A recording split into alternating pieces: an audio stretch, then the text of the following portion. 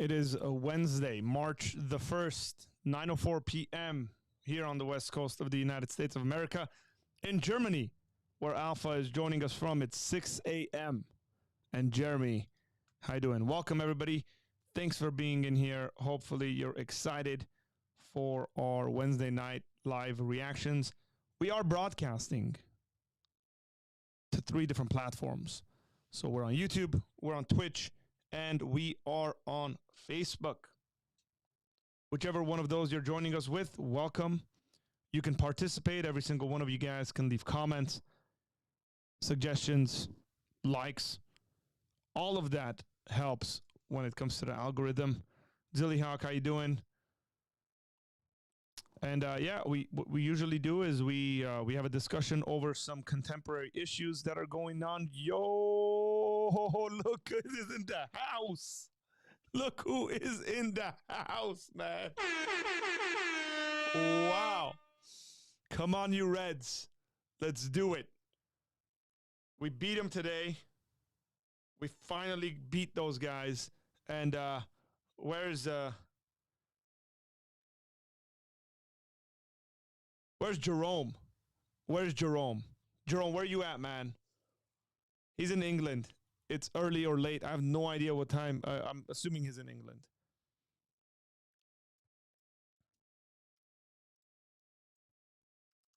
I think he flew back to England. 5 in the morning in England as well. So, Jagmeet, how you doing, brother? Is everything good with you?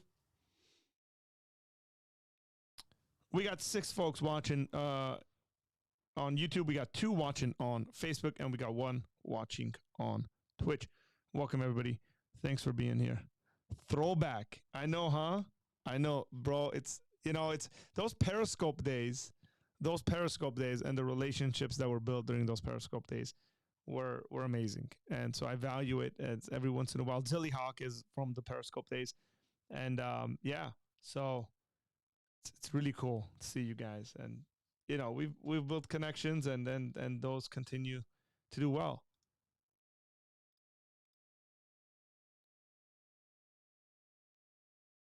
Jumped in here to say, come on, you Reds. We haven't given up hope. We haven't given up hope.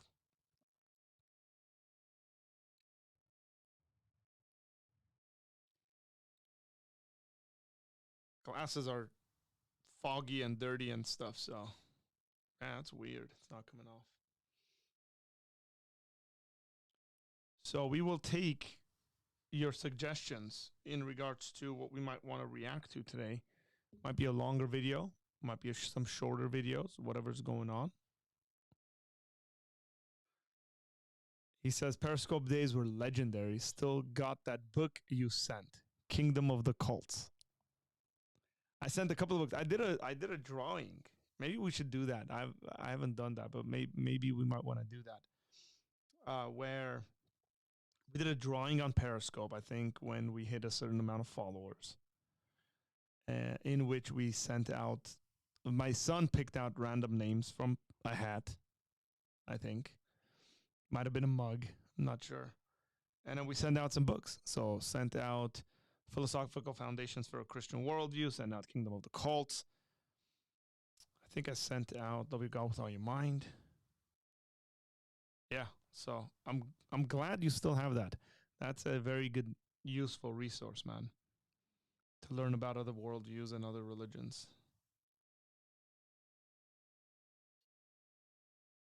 See, look at that. We don't always have to agree on everything. I mean, especially, we don't agree on very, very important stuff, but man, do we build friendships.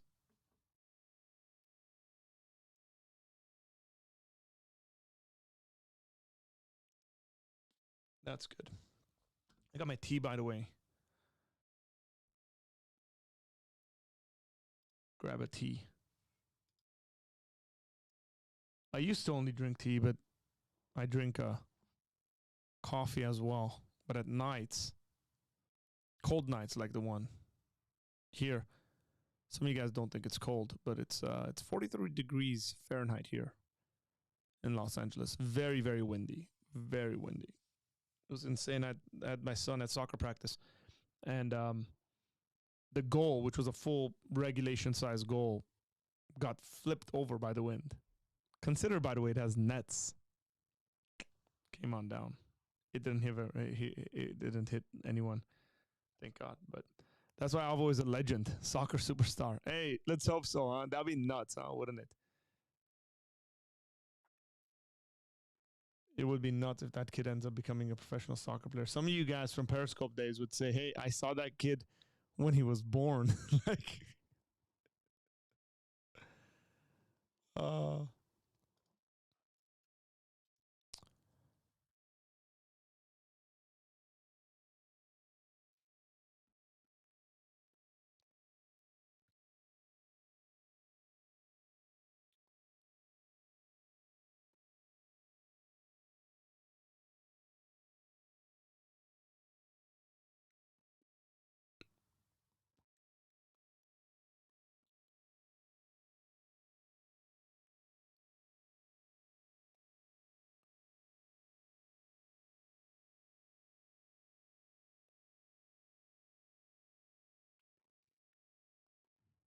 what up, Buck? How you doing? Super windy down here in San Diego. Same here, man.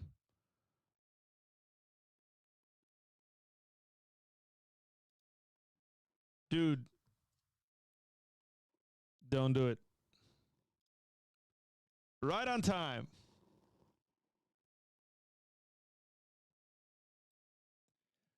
Jeremy, we don't know yet. We'll see. I might dig into the archives of some stuff I've seen, and we'll watch that.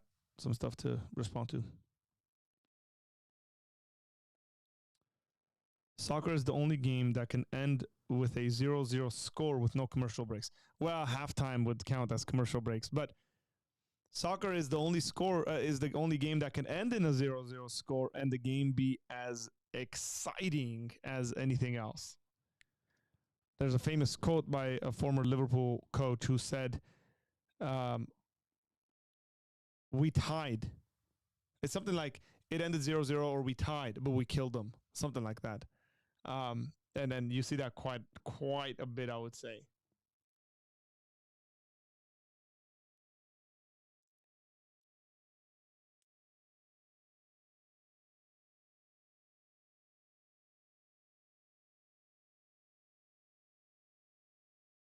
I'm digging through some stuff, by the way, to see if we can react to any one of these things.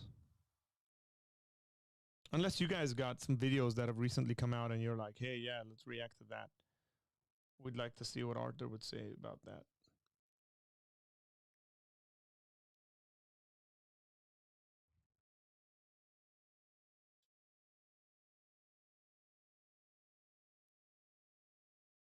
What up, Pastor Dave?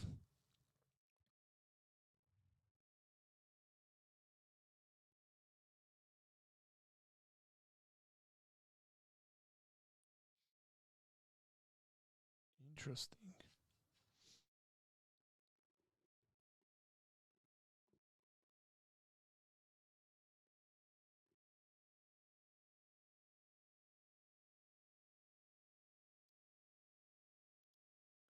Okay, this is a video I've never seen. It just popped up. Okay, and it is Jordan Peterson. It says Jordan Peterson explains the cross of Jesus Christ with Joe Rogan. Who's seen this? Anybody seen this? Drop a 1 if you've seen it. Let me know if you've seen this this video.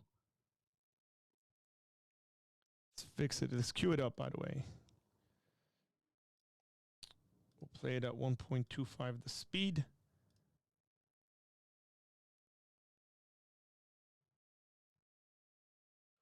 You actually spelled my name correctly there, Alpha. You wrote all of it correctly.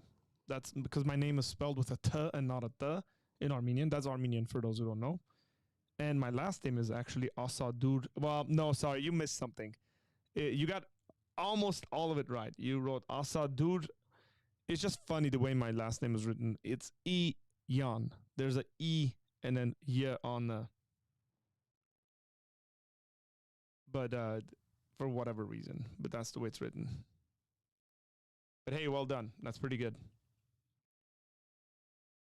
The girls are watching with you. Hi, kids. Hope you're well.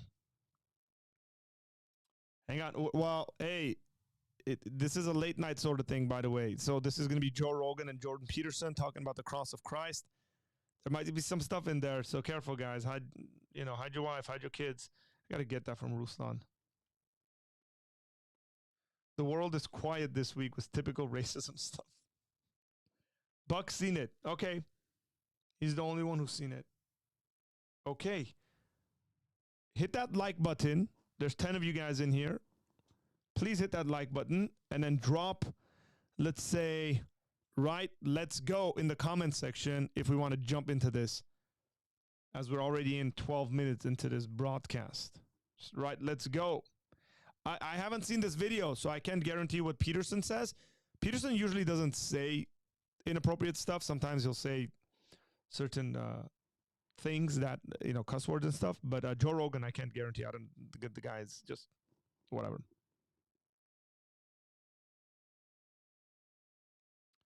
Peterson is over his skis these days. He has an expert opinion on everything. It's a clean video. Okay, if you get, let's go.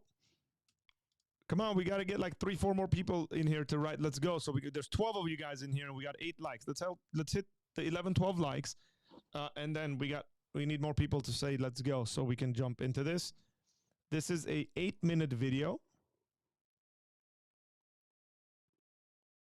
I want to see. I haven't seen this video. I want to see how much I agree and disagree with Dr. Peterson. Usually with these things, I like pulling out my pen and pad to take notes.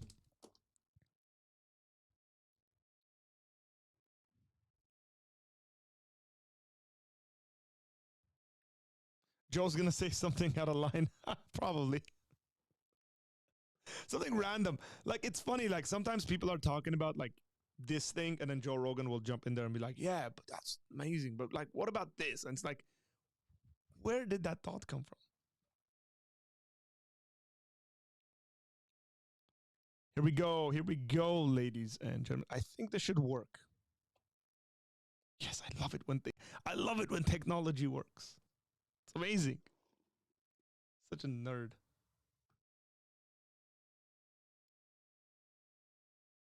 You'll probably lose your mind. We'll see, man. We'll see. And here we go. Let's make sure the audio's coming through clear.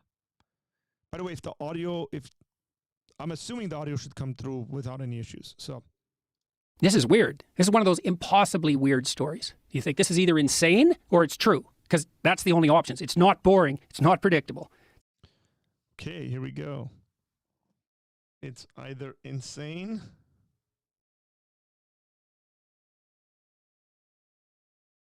or true, but it's not boring. That's interesting. So far, so good.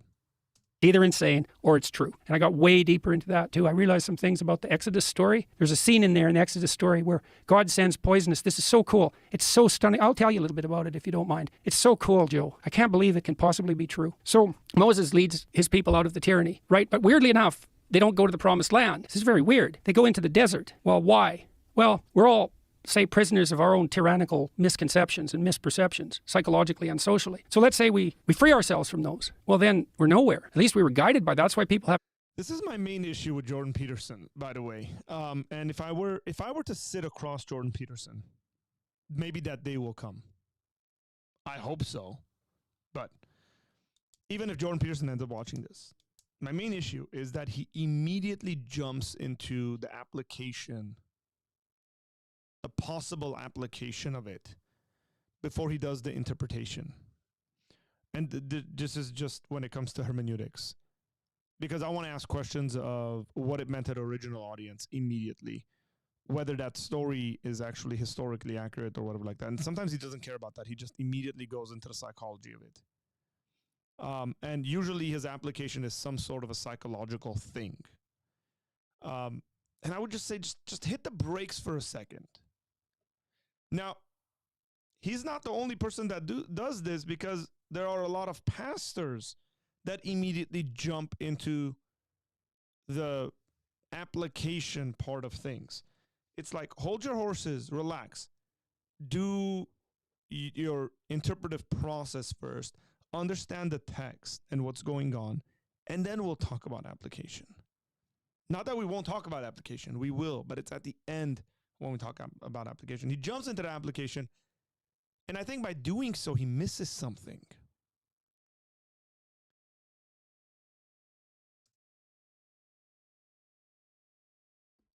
Nostalgia for tyranny. It's like, at least we had enough to eat then. At least we knew who we were then. It's like out of the tyrant's grasp into the desert. And so you think, why don't people want to challenge their own preconceptions? It's like, yeah, it's out of the tyranny into the desert. And the worse the tyranny, the worse the desert. So if you've been tormenting yourself with tyrannical preconceptions and totalitarian obligations and you decide to drop it, or maybe you're shocked out of that by trauma, you don't go to paradise. You go to the desert. And maybe that's even worse. So no wonder people don't do it. So now the Israelites are out in the desert. You think, why are they there for 40 years? And maybe it's because it takes 3 generations to recover from tyranny. You're in the desert, man. And so the Israelites start worshiping idols. Interesting point.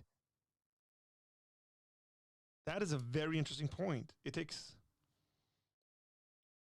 3 generations to recover from tyranny. Wow. I wonder what kind of studies have been done. Let's just trust them on this.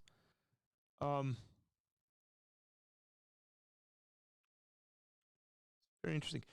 I'll tell you why this immediately caught my attention.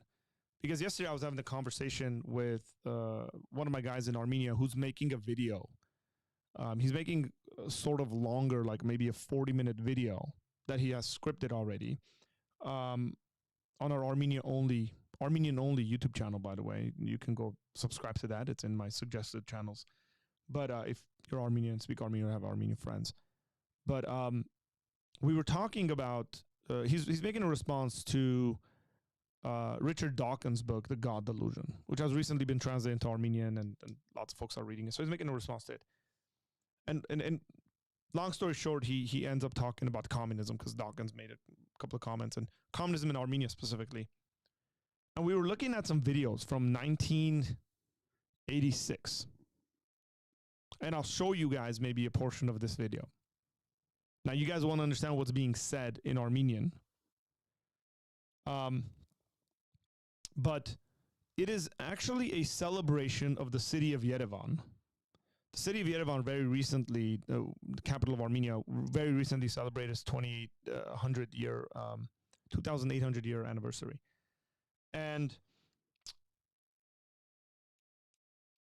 it's supposedly a celebration of the city. And at one point, it becomes that. Here's the funny thing, is that a good amount of what's happening in the video is praising Lenin. And I mean religiously praising Lenin. Saying stuff like, you brought eternal peace and you have stood in the way of death. Like really, really weird stuff.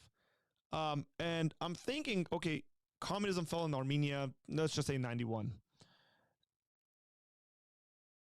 If it takes 3 generations to get out of that, the mindset of being in tyranny, because I've seen this, there's people in Armenia that still kind of go, oh man, it was better under Soviet whatever.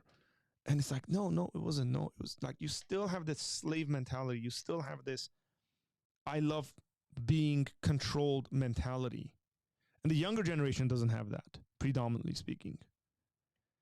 So it's been, so that's 10, 20, 30 something years, right? That communism has fallen in Armenia. But he's saying it takes essentially 3 generations. So the conversation here is that the generation of the Israelites essentially that ended up entering the promised land were not the generation that left Egypt.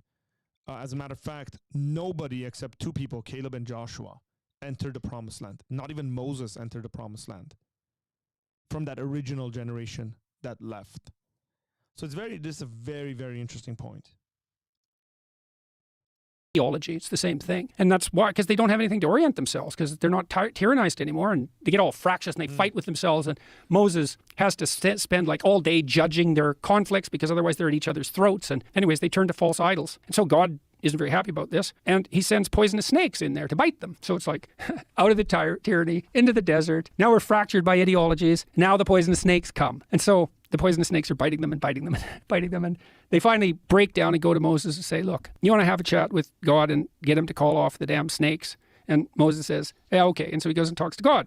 And God says, this is weird. This is one of those impossibly weird stories. You think this is either insane or it's true, because that's the only options. It's not boring. It's not predictable. It's either insane or it's true. Okay. And maybe we could start by thinking it's insane, but whatever. Moses talks to God, and God could just call off the snakes, right? That's what you'd expect him to do, but that isn't what happens. He says, go make an image of a snake in bronze and make an image of a stick, like a staff, and put the snake on the staff and then around. And then have the Israelites go and look at the snake, and then the snakes won't bite them anymore. And you think, what the hell is... Okay, here's a doctrine from all fields of psychotherapy. Okay. Look at what you're terrified of, and you will get braver. Well, that's what you're terrified of is a pack of wolves, and they're going to fucking eat you. Yeah, well, look, it's not like there aren't real dangers, but look, if you're... Didn't expect that. Tell you, Joe Rogan never ceases to amaze. Hey, I warned you guys. Had your kids, had your wife. Sorry. I can't control what Joe Rogan says, and I haven't even seen this, but nonetheless.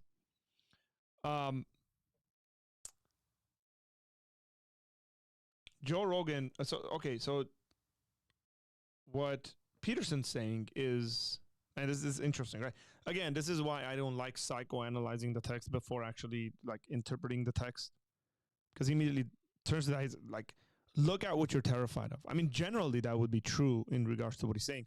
Whether that's the original meaning of the text or not, which I don't think it is. I think that the text is a historical retelling of an event that took place. But it's very unique that God would have them do that even. But what he's saying is, hey, you got to face your fears. You got to go on ahead, face it, challenge it, beat it. Not Joe Rogan throws something random in there like, what if they're wolves and they eat you? So, okay. Threatened by a pack of wolves and you go out and study them, you'll realize you're fucked. Unless you have guns. Okay, so the classic therapeutic treatment for terror and the poisoning that terror induces is exposure, voluntary exposure. Yeah. Okay, so the pattern there is face what you're most afraid of, and you will be free. Okay. Okay. That makes sense. Voluntarily. Yeah. Now that's a doctrine of psychotherapy now. Right. Okay. Wow. So now that's weird. That's weird. So God doesn't chase away the snakes. He makes everyone braver. Okay, because that's better than being safe. Ooh, man, that is... Thank you, Dr. Peterson. Now, again, this is like beyond the biblical kind of conversation. You think this is a doctrine, right? He's literally saying that you got to face your fears, and God doesn't just rescue them. He makes them face their fears.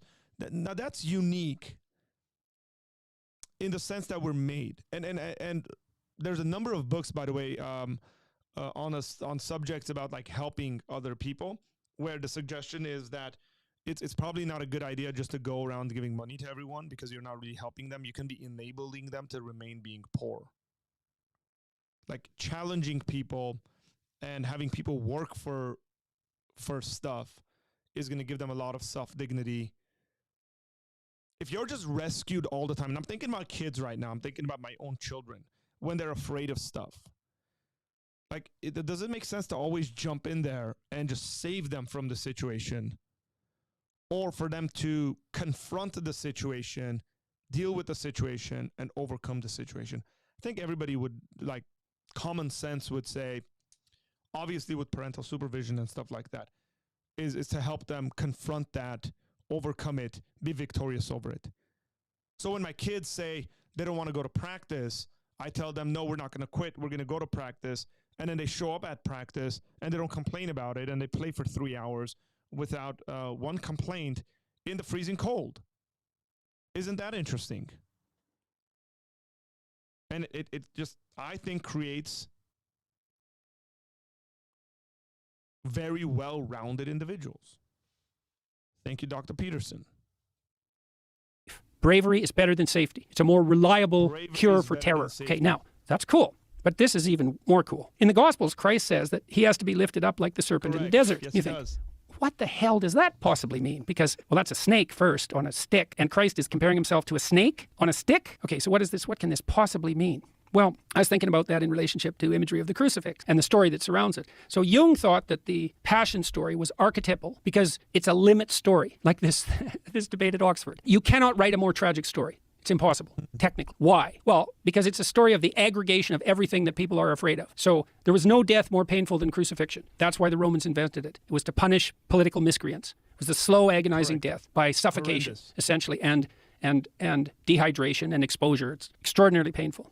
Okay, so that sucks. That's pain, man. Plus, you know it's coming. That's part of the story. Plus, your best friend betrayed you into it. Plus, your people turned against you. Plus, they're led by a tyrant who doubts truth. Plus, you're a victim of the Roman Empire. Plus, you're completely innocent. Plus, everybody knows it. Plus, they choose a criminal to be released from this experience instead of you, even though they know he's a criminal and they know you're innocent. So, and you're young and you've done no wrong and all you've done is help people. So it's a limit story. Okay, so then you think, we've been looking at that limit story for 2,000 years in the image and in the story. What are we doing? Well, you're supposed to visit the stations of the cross, let's say. Okay, here's the idea. You hear the crucifixion story and you play with it. Who are you? Maybe if you're female, you're Mary. And why is that? It's the Pieta. Because you have to offer your children to the destruction of the world. That's female courage. That's the mother that doesn't hold her child back. It's like, go out. To what? Eventually your death and destruction. Go out. Leave me. Be in the world. That's feminine courage, man, to let her baby go. You're Pilate. Wow. You doubt truth, but you'll go along with the crowd. You're Judas because you betray your best friend. You're the mob. You're the criminal. All of that, that's you. You look on all those things that you hate and are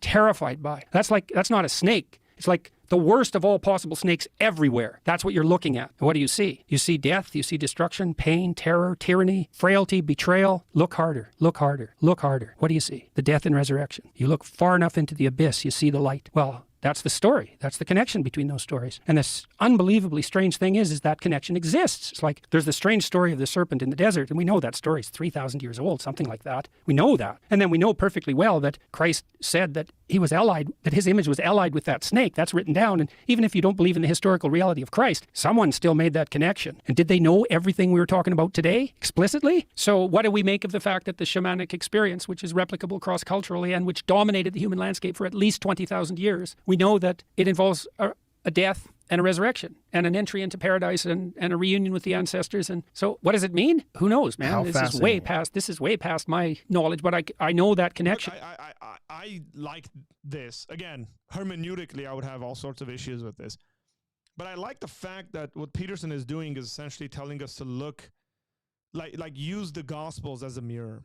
I think quite often we look at the biblical stories and we conclude with things like, oh, I'd never do that.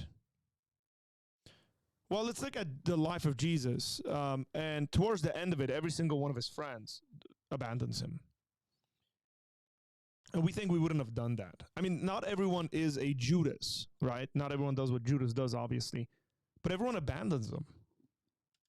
His closest allies leave him. You kind of look at that and you go, I probably would have done that same thing. It's the same as like when we look at stories I interviewed Dr. Clay Jones and we're talking about genocides, and he says a lot of people look at genocides and Holocaust and stuff like that and say I would have never done that, and then when you look at the details you realize that these things were perpetrated by the common individual. You go, really? You should think twice about that. It's like a mirror. So here's one thing that has been really interesting. I've played in, I'm not a professional actor, by the way, but just church you do a bunch of stuff. I've had the privilege of playing multiple characters. We might even pull this up because I think it's online. One of them. I've had the privilege of playing multiple characters in the Passion Play. And I think the first time we ever did it at our church, I played Caiaphas the high priest, which is, you could say, at least in the Passion Week and what's going on and those conversations at the end, he's the major bad guy. He's the opposite of Christ, right? It's like Pilate, Herod, and the high priest. And you take on such a character where you go, man, like I'm against Jesus, right? And it puts you in your place. It's like, yeah, that's why you've been saved. I've played one of the disciples. Same thing. You abandon him.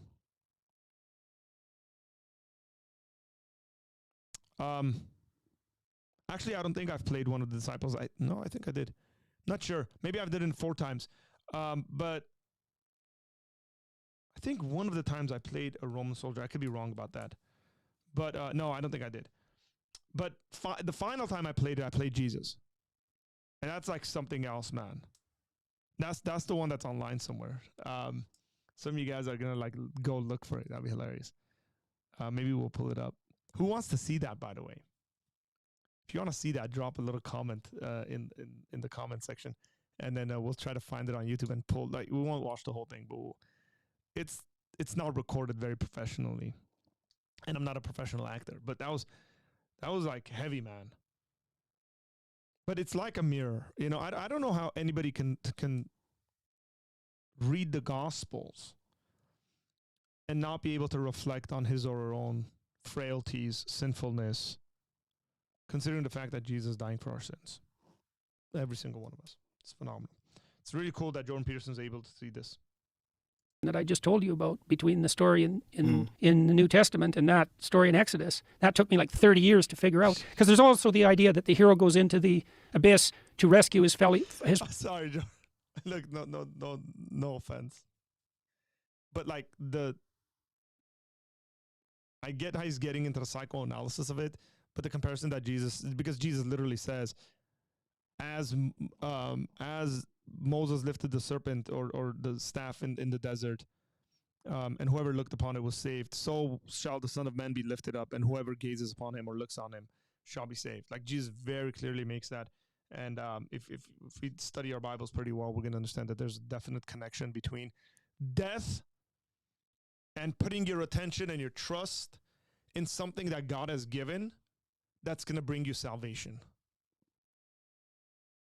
Father from the belly of the beast. But that's the same idea, right? You go down, and I thought, I knew this the last time I went and lectured to, is like, you look into the abyss long enough and you see the spirit of the benevolent Father manifesting itself. That's the case. That is the case. If you look into the depths of evil and suffering, what you see is not the finality of evil and suffering. You see the victory of the spirit that obtains victory over that. And then you might think biologically, well, how could it be any different, Joe? That's the spirit of life. Life is mortal suffering. It's like, but we live. What's the spirit of victorious life if it's not the benevolent Father who overcomes the catastrophe of suffering? Like, what else could it possibly, even if you think about this just as an instinct, it's like you're threatened by what's worse than death, and there are plenty of things worse than death that you can be threatened by. And yet you have a revelation that enables your transcendence of that. Well, what could it be other than the spirit that overcomes death in some fundamental sense? Yeah, I mean, I get it. Again, there's like the psychoanalysis of things going on, but ultimately, we don't want to lose the message, the immediate message of the gospel and the passion story. I mean, look, we're into Lenten season. We're coming up to some of the most holy holidays in the Christian calendar. We're coming up to Good Friday. We're coming up to Easter. Easter would arguably be the holiest holiday within the Christian calendar, right? Palm Sunday, right? So Palm Sunday, Good Friday, you can say Maundy Thursday, Good Friday, Easter, Resurrection Sunday. And we ought to be reflecting about these things. And we can't lose sight of it is in the very fact of the rejection of Jesus, the crucifixion of Jesus, crucifixion/death of Jesus, and ultimately the resurrection of Jesus. And in that, we have life. And we have life eternal that starts in the here and now. How amazing is that? God is good all the time. That was fun. Peterson has this ability to talk really fast, and then when you speed him up, it's even, kind of crazier.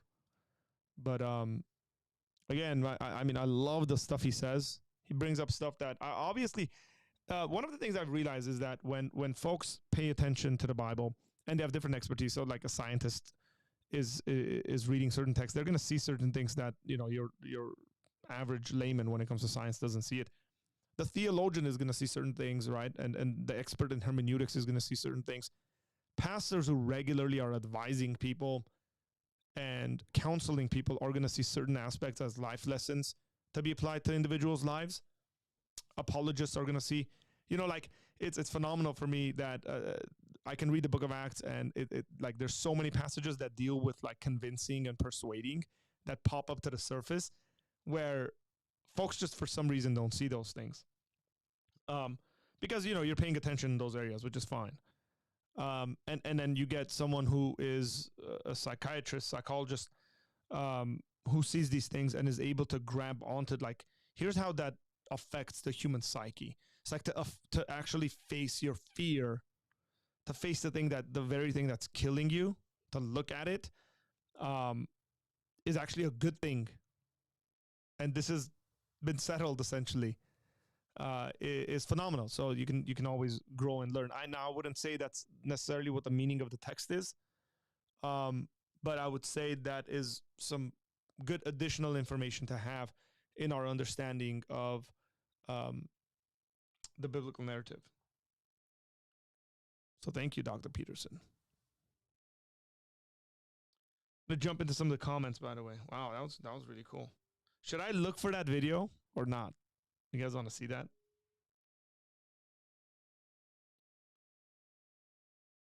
By the way, I'm wearing a wig in that video. I should say. Now everybody wants to see it is because I'm wearing a wig because I don't have hair.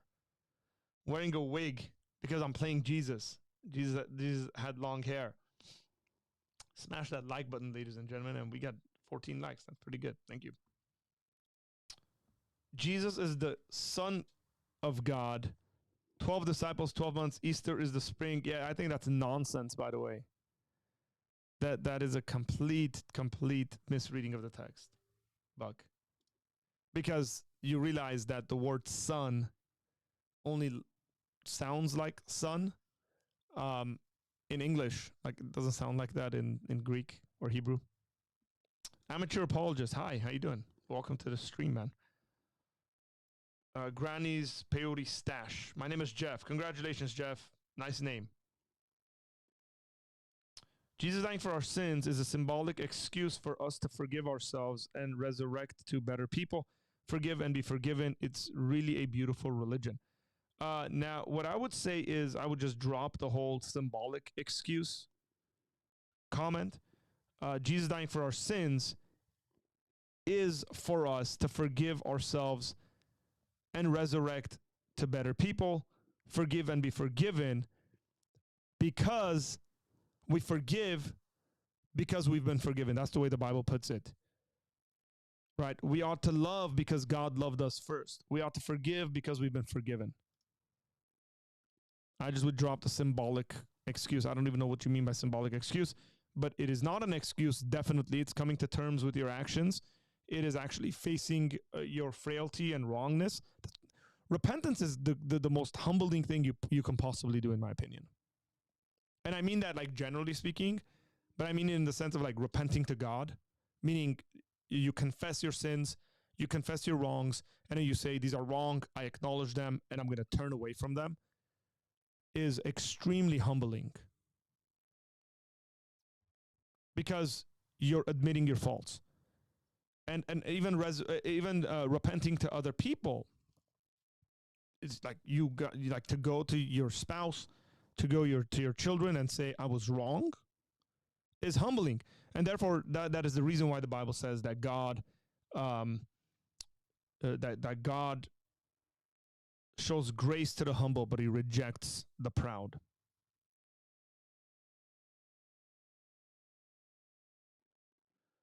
How is it possible that someone fed thousands of people, then raised the dead, and nobody wrote about it or recorded it? Buck, you can't be serious.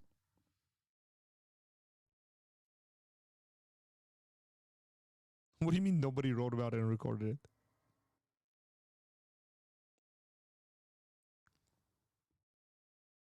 it?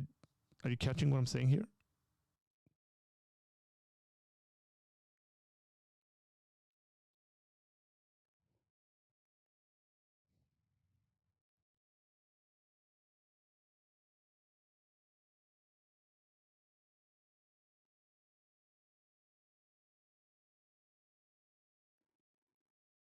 Is anybody going to drop in that comment so my heart doesn't beat this fast?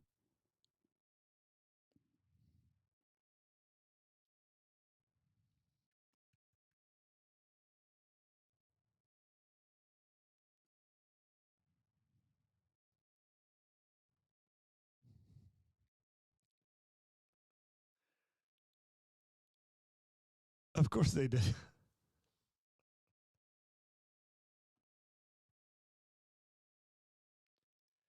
But why? It's so interesting to me. Okay, here's this is very important outside of the Bible. It is so interesting to me that people go, why isn't this stuff recorded outside of the Bible? Well, because these documents weren't considered the Bible when they were written.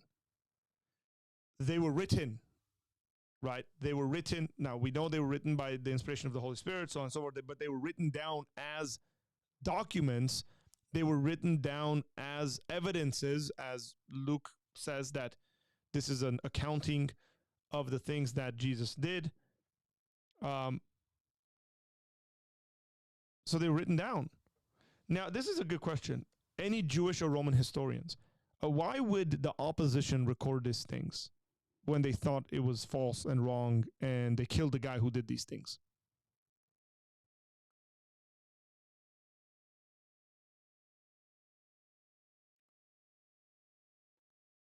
It's sort of like saying, why didn't the Athenians write down all the stuff they did to Socrates? Like, why did it have to be Plato? Because Plato was his disciple. And the Athenians killed him. I think there's a part, I think, in Aristotle, if I'm not mistaken. I think Aristotle gets up and I think he leaves Athens. And he says, essentially, he gives the reason as to why he's leaving Athens. And he says, the reason why I'm leaving Athens is so that the Athenians, or the people of the city, would not sin against philosophy a second time.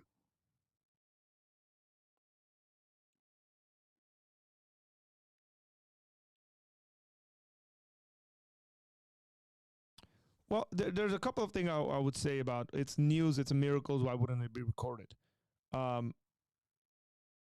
Because they were against it, first and foremost. Because they're not just looking at this stuff as historical realities, they're looking at this stuff as being whether from God or not. They're clearly against it, and so they're not going to write it down. It's like, why would they say, yeah, we wrote this down and we think this is true, but we ended up killing this guy?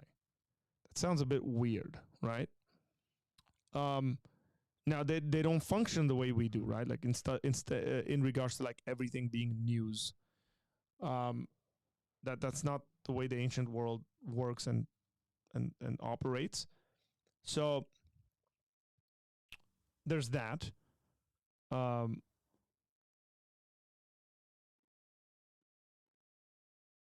it did. Somebody raised the dead. I would think that would get around, but it did. Now you're dealing with a highly illiterate in the sense of like not illiterate like people aren't smart, but people don't read very much. As a matter of fact, to be commissioned to write historical documents in the ancient world was like, even to commission people to either translate or copy stuff down, you'd have to be like a multimillionaire. I was listening to this podcast, and the individual said, like, if you have a private library in the ancient world, like say you have Plato's writings transcribed and written down in your library, you're a multimillionaire. It's essentially the equivalent of having like a bunch of Ferraris parked in your parking lot nowadays. It's not a cheap thing. I'm not getting offended, by the way. Like these are normal questions that people ask, and these are the responses that I'm like. I think it's like it's us speaking from our cultural paradigm when we ask these questions, without looking at the culture itself and the stuff that people did themselves and how little of things they actually recorded. The fact that we do have these things recorded, again, it's for me, it's like, how come they're not outside of the Bible? Well, first of all, they weren't intended in the sense of like this stuff being in the Bible the way we know it and think about it. And that they did write it down. It's like, why are we going to ignore it? Why does it bug us that it's within the biblical canon that these things are written down? Most of the time, by the way, Buck, it comes down to people saying things like, well, I don't think miracles are possible. So because it's a religious text, it it includes these things, and I don't think it's possible. So I don't like that. It's like, okay, but that doesn't mean it's false.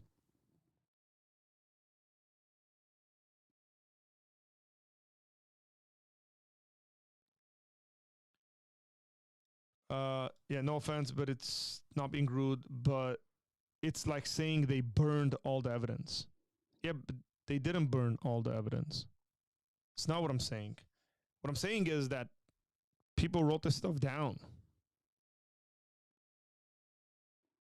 But what we're going to do is we're going to ignore the people that wrote it down and then say, why didn't other people write it down? Like that question to me seems, sorry, but it seems so silly and like pointless. It's like we have 4 people who wrote it down, and we're going to ignore the 4 people that wrote it down and ask for more people to write it down. What is to say that if we had 8 people who wrote it down, we wouldn't say, well, why did these 8 people write it down? Why didn't more people write it down? So we're always going to find a reason to reject the stuff we have for some sort of other stuff that potentially could be written down. It's like, no, it was written down. And we have more of these copies. We have earlier of these copies than anything else. Romulus, Remus, Leonidas, Xerxes, wars, people recorded stuff. Correct. Correct. And how many copies do we have? What's the earliest we have? Like, those are the questions you need to ask. It's not that people didn't record stuff. Clearly they recorded stuff. And clearly the disciples recorded this stuff because they were the first-hand eyewitnesses. These are the people who are seeing these things. These are the people who are interacting with these things, who wrote it down. So Josephus makes mention of a couple of these things, I should say, right? Which is a Roman historian. He's a Jewish Roman historian. Now he makes mention of them in like passing. There's some debate over some of the passages, but you can get down to what could potentially have the finger of some Christian involved, as opposed to what Josephus actually wrote down. But I believe like Josephus has a passage about Jesus' brother James, considered a righteous man and respected. So folks wrote this stuff down. But what we're doing is saying, well, we don't like the people that wrote it down. They were too close to Jesus. Again, this is just so weird to me that it's like going in front of a judge and saying, I saw the accident. And then the judge says, no, you're too close to the situation. We want someone else. Who does this? AJ Wilson. Yes. He said, did you hear about the disgusting Jesus joke that aired on Australian television? I did. I actually have it queued up. And I've watched it. I've watched it like 4 times. I wanted to make a video, but I didn't want to do a live reaction to it because I want it to be kind of a well-reasoned and thought-out video. And I have no idea who that individual is, by the way. And neither do I care. I mean, number one's in Australia. I don't care about that very much. But I do care over the stupidity of argumentation of that sort. It's not just the joke that is... like modern comedy, for some reason women comedians do this, and I feel like they feel like they need to do this, where they're so vulgar and you kind of look at it and you go, that's just not funny. Like what you just said is disgusting. And yeah, I mean, I want to record a response to this. So I want to script it. And I don't want to just play it because my thoughts aren't well formulated. the word idiot and moron comes to mind quite a bit when I watch it, and I don't want to have a reaction of that sort. The thing that bugs me is like these news anchors that are sitting there and they're chuckling, they're laughing, they're sort of uncomfortable. Some of them are, and they just think it's brilliant. It's like, I wonder whether they would react like that. Again, the common thing amongst Christians. See, these people think that they can do this because they're not, and I'm not saying that they should be afraid, by the way. I'm not arguing of some kind of a violent kind of reaction or something like that. But because as Christians, Jesus very clearly told us how we should respond to these things. Do you know how uncomfortable those people would be, and their faces would be in utter shock, and they would be called racist and all sorts of crazy stuff if they said that about Muhammad? Anush. Or Bagnikat Anush, I should say.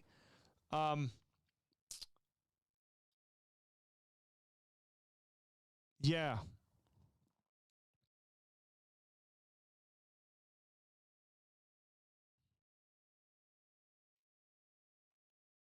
He literally raised the dead. I would think that would make the headlines. I'll stop pushing on Josephus was way after the fact as a reference. Correct. So was Herodotus. Ancient historians were like the way we look at history and the recording of history. Guys, the earliest thing we know about Alexander the Great is like the earliest still surviving material we have about Alexander the Great is like 300 years after him. Like, to think that like all this stuff in the ancient world is written down by contemporaries is completely false. The earliest surviving document we have of Plato is about 700 years later. Nobody walks around denying the existence of Alexander the Great. Nobody walks around. And by the way, Alexander the Great conquered the known world. You would think people would be writing this stuff down. I would repeat the same exact argumentation, Buck. And when it comes to Jesus, we have way earlier documents. Way earlier, way closer to him documents. Again, I think when it comes to thinking about this stuff, we need to actually think within the ancient sphere of things rather than saying, well, it made the news. Why isn't this stuff? And Josephus is not way after the fact, by the way. Josephus is around 70 AD. So arguably Josephus and Paul, not arguably, like, it's very clearly the case, like whatever, 58 AD, like Josephus and Paul would both have been alive.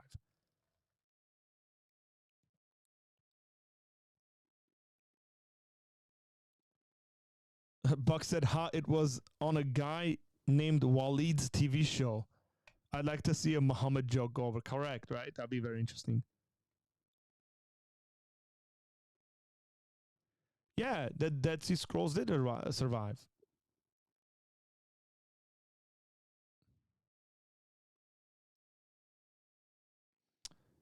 Jay, what's up, Jay? Jay's got the Armenian emblem here.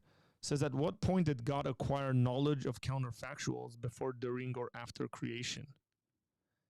That's a good one. How about before would be like, I would say just eternity past. God did not acquire, I would say, counterfactual. I would say counterfactuals are just a brute fact to God. Since God is all knowing and he knows if he were to create any possible world, and what would happen in any one of those possible worlds, then counterfactuals would be included within those, considering a number of conditions that would be applied in those worlds. Now, in regards to the actual world, I would say it's still in eternity past. He would have known these things. And then based on that, he chooses to actualize one of these worlds. Jay, is that satisfactory to you?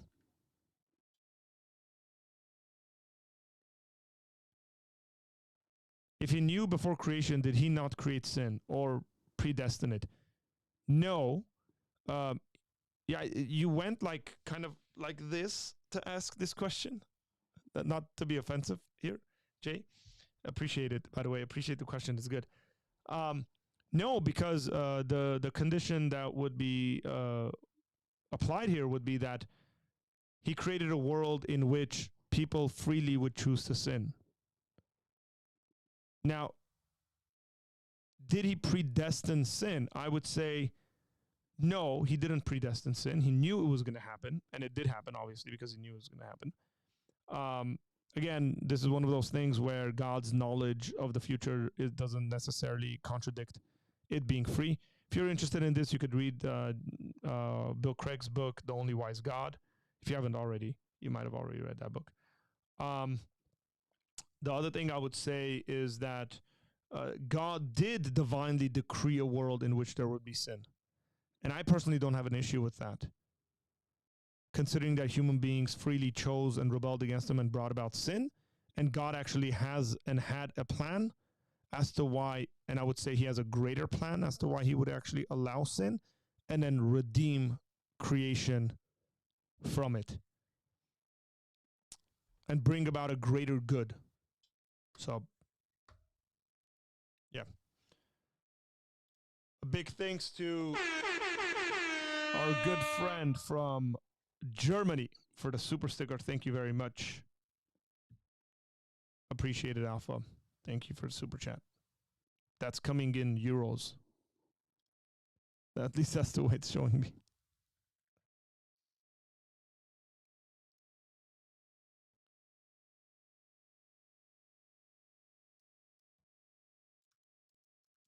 Getting text from Armenia. Hang on, guys.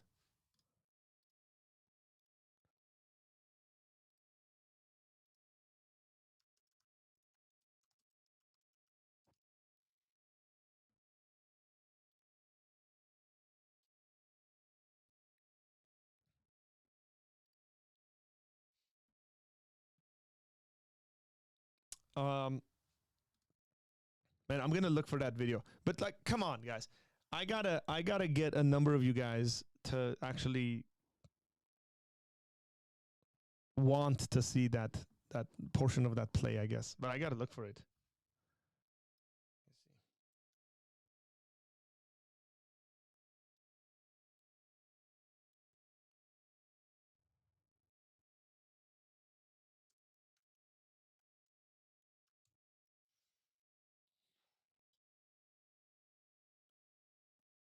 Your answer is satisfactory. Thank you very much. No problem. Again, again, Jay, if you've read, if you haven't read, The Only Wise God by Bill Craig, I think that would be a really, really good book to read on this, because it specifically deals with God's foreknowledge and human freedom.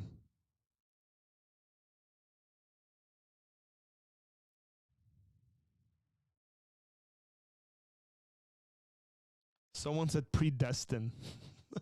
Also, you guys are hilarious. Oh man, the Calvinists can't control themselves.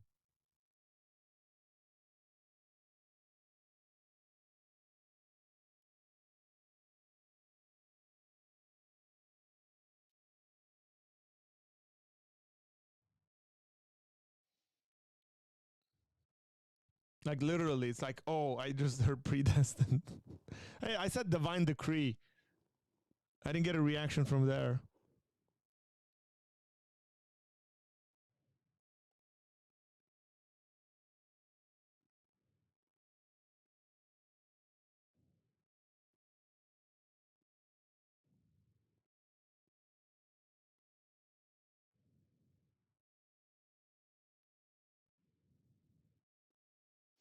Found it.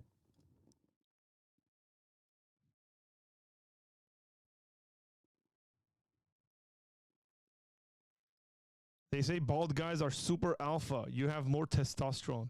Is that true? I have no idea whether that's true or not. Not very sure whether that's true, by the way. Now, I don't know whether I would consider myself super alpha. But the way I see it is just I'm a guy, man. You know what I told my son today? Maybe what I told my son today. My son was complaining. My youngest son was complaining about his food. I gave him food, and he was complaining about it. And I told him, "Be a man, eat your food, and thank God for it." I'm serious about that, but I was like,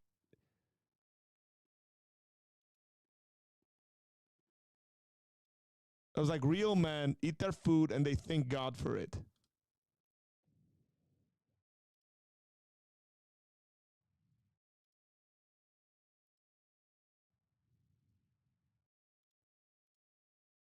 I'm queuing up this thing, guys.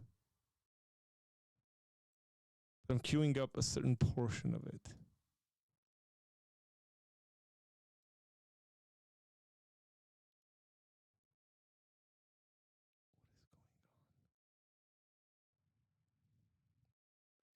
It's actually a way better recording than I thought it is. It's a portion of it. Hey, we got a super chat from AJ. Thank you, AJ. Appreciate it, man. What's more likely, that Jesus rose from the dead or an atheist being consistent with his worldview? Very, very good point there. Now, some atheists might get offended over this, but I would say that Jesus rose from the dead. Right? I don't think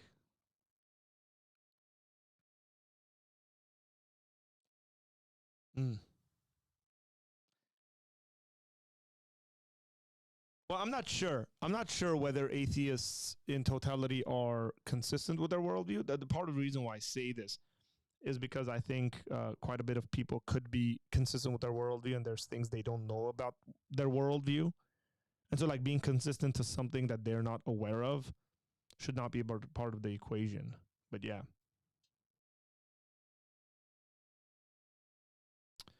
He said, ha ha ha, today's kids will take that as a harsh thing. Not my kids. My son ate that.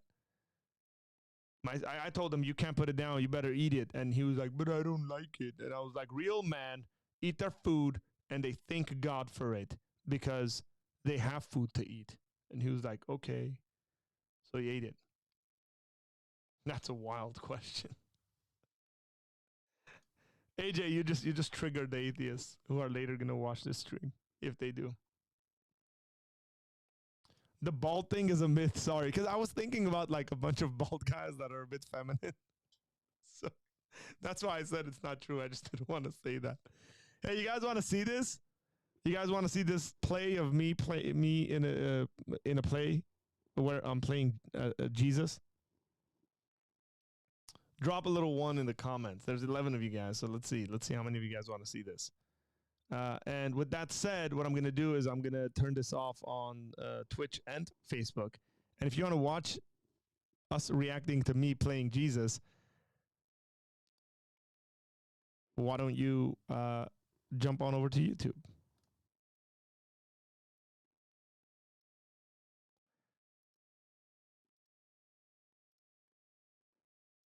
So this, when was this? This was 6 years ago, March 27th. So which is coming up. It's actually a day after. I think was it a day after? My daughter was born on March 26th. So it was a day after my daughter was born. Yeah, so 6 years ago was 2016. Correct. Yeah, so my daughter was born. We had this play planned. My wife was pregnant, and we'd done all the preparation and stuff like that. And then Saturday night, we're at the hospital, and she gives birth. And then Sunday, I got to go to the church. Went to the church, did the play. I think I was at the hospital. Went to the church, did the play, went back went to my not went back went to my parents' house and had. Well, I'm confusing stuff. My wife would remember this a lot better than me.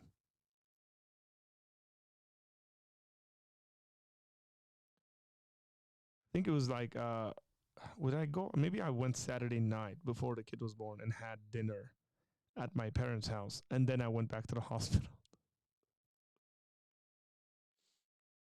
I have an amazing wife.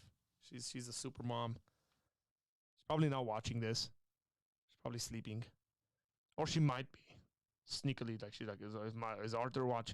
Is Arthur? So okay, we got 12 people in here. 1, 2, 3. That's not enough, guys. 3 people have voted they want to watch this. Atheists get triggered by a lot, which is why they need which is why they need God in their life. Let's say most atheists, or not most, some atheists. I argue all the time with my Jewish friend about kids eating their food. I would get smacked if I put something on my plate and didn't eat it. Yeah, it's a different generation, man.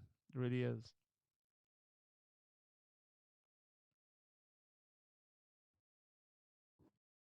I'm gonna drink my tea before.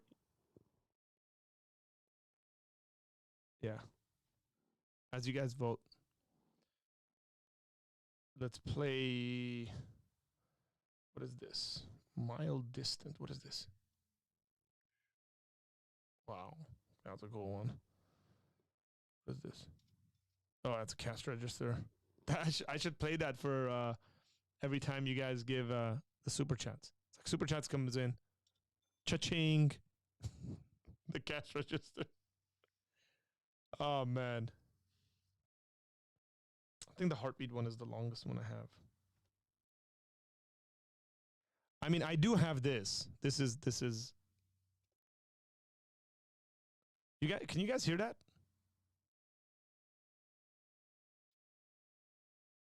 Are you guys hearing the music that's coming through?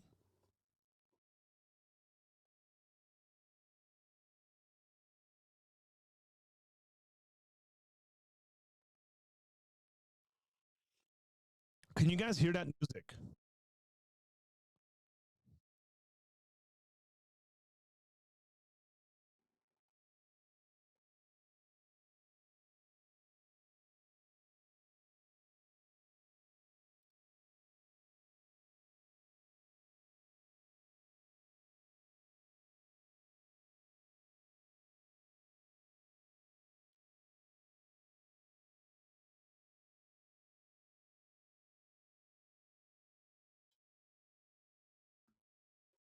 That's interesting, man. I'd been pressing it all throughout the stream. I'm like getting like, that's funny. I don't know why that audio is not coming through. That's on my stream deck. Everything else on the stream deck is working, but for some reason that is not. So let's see. Let's figure this out. Why is stream deck audio not coming through? So sound effects, interview. No.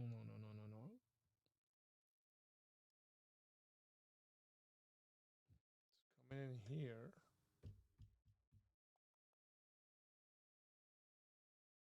Let's see. Source. Output. Mic. Okay. Overlay. Camera. Source. Video file. No.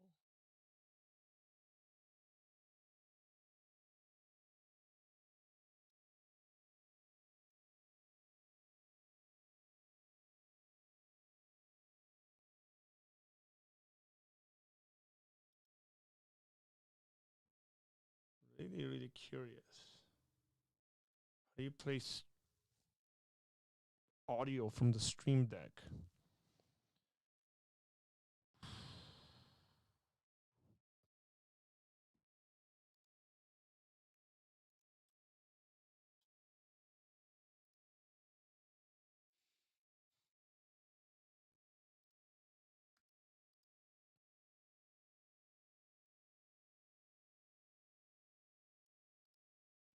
I thought it's just supposed to work.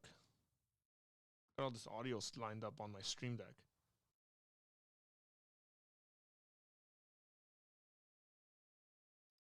Not gonna answer that question.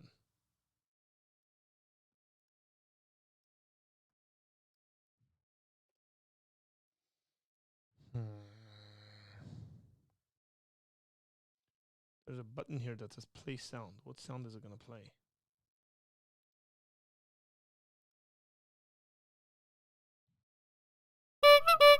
Oh, that came through.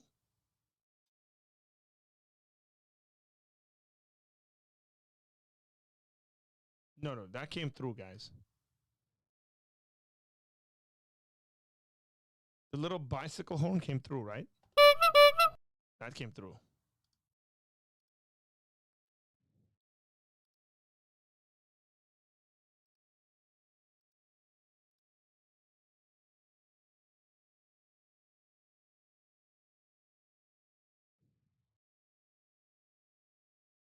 Okay, so the horn came through.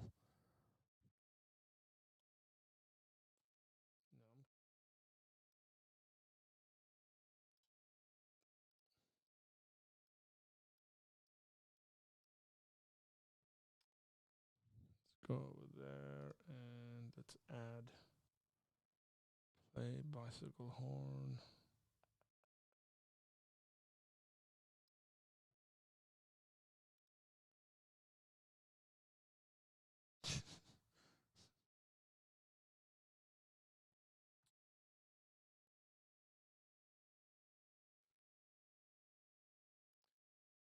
Go play sound. Okay. And I guess that's already downloaded in there. That's why. Or select a file, which we'll type here.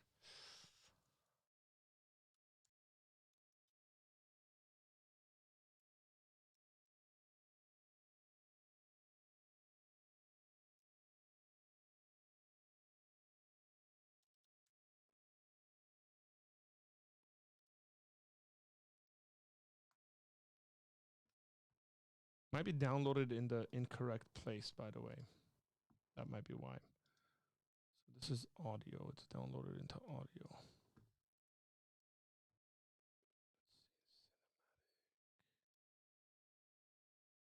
Are you sure you want to replace this with this? Replace. Okay. Let's see. Nope. That's not working.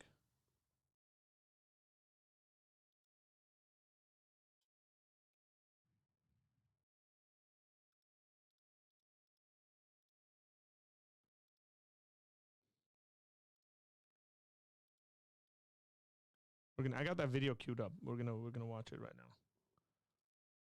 I think I might have this fixed. Choose file.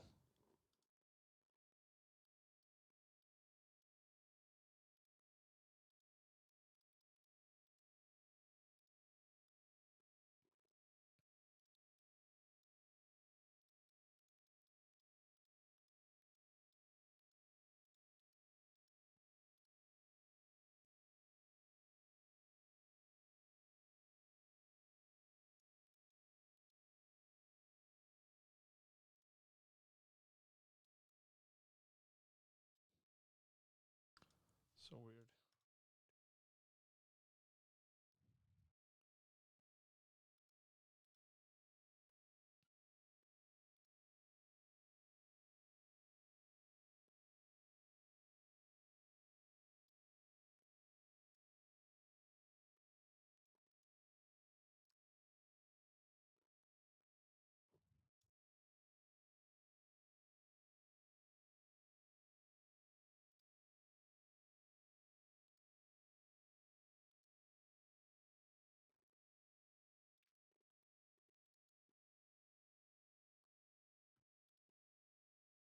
I think I have another heartbeat one. This one probably would work. This is just for testing it. Let's see. That works.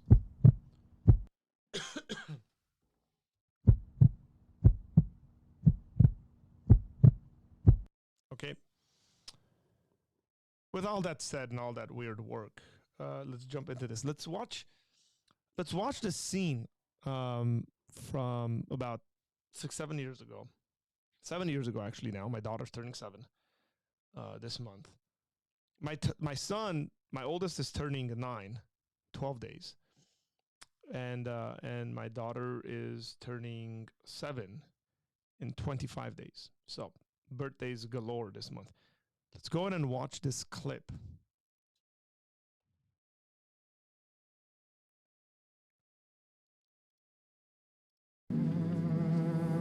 So the audio comes through. I look different with hair. What's the matter, Lord? Stay here while I go over there and pray.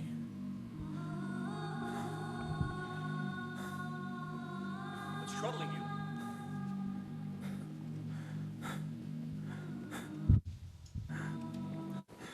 My soul. Wind of death. Stay here and keep watch.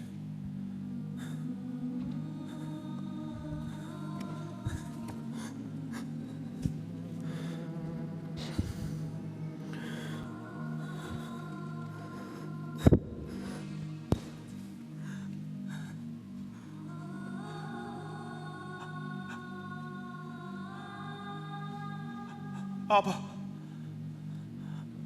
Father, if it is possible for this cup to be taken from me, yet not as I will, but as you will.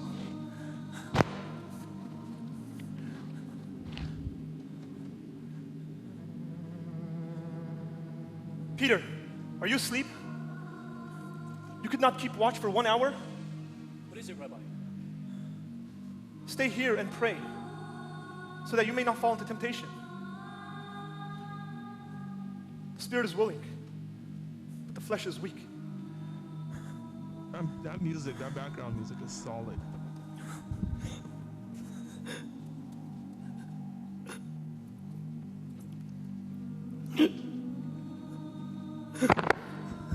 It's very difficult having a mic hooked up to you and to like do this stuff, especially with the clothing that we're wearing. Moves around and does all sorts of weird stuff. My Father, Adonai, if it is not possible for this cup to be taken from me, lest I drink of it, may your will be done.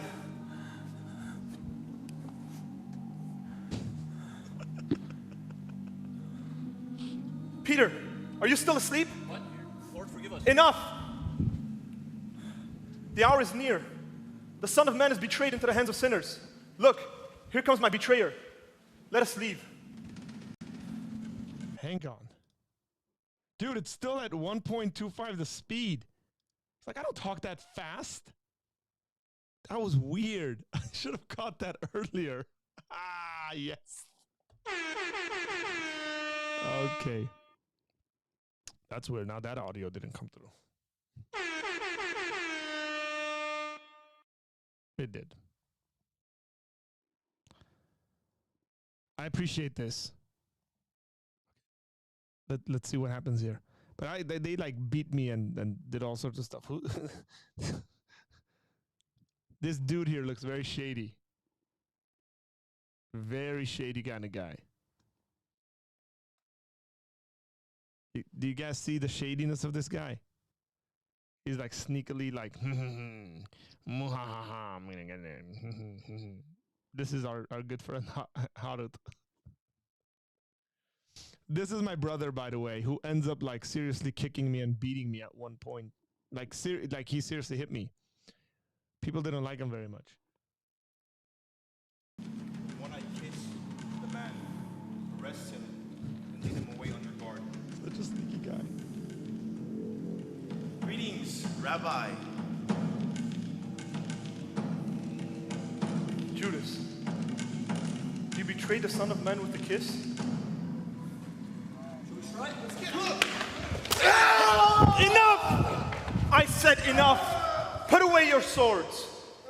If you live by the sword, you will die by the sword. Whoa. That was like some insane clashing, by the way.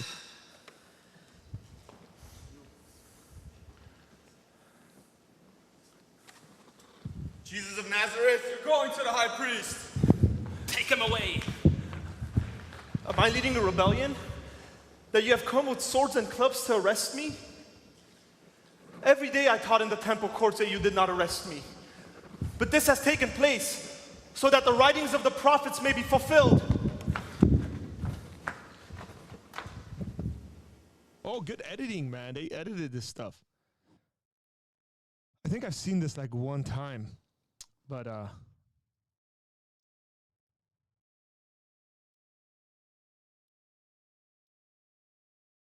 there's a whole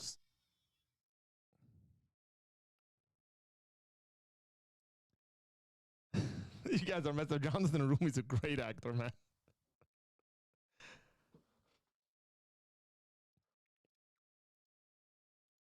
But hang on, there's a whole beating scene here.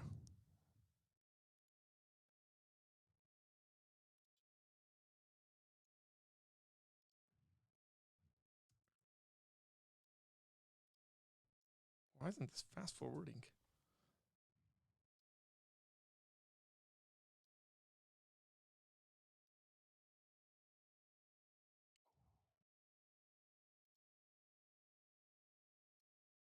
Oh, they bring me.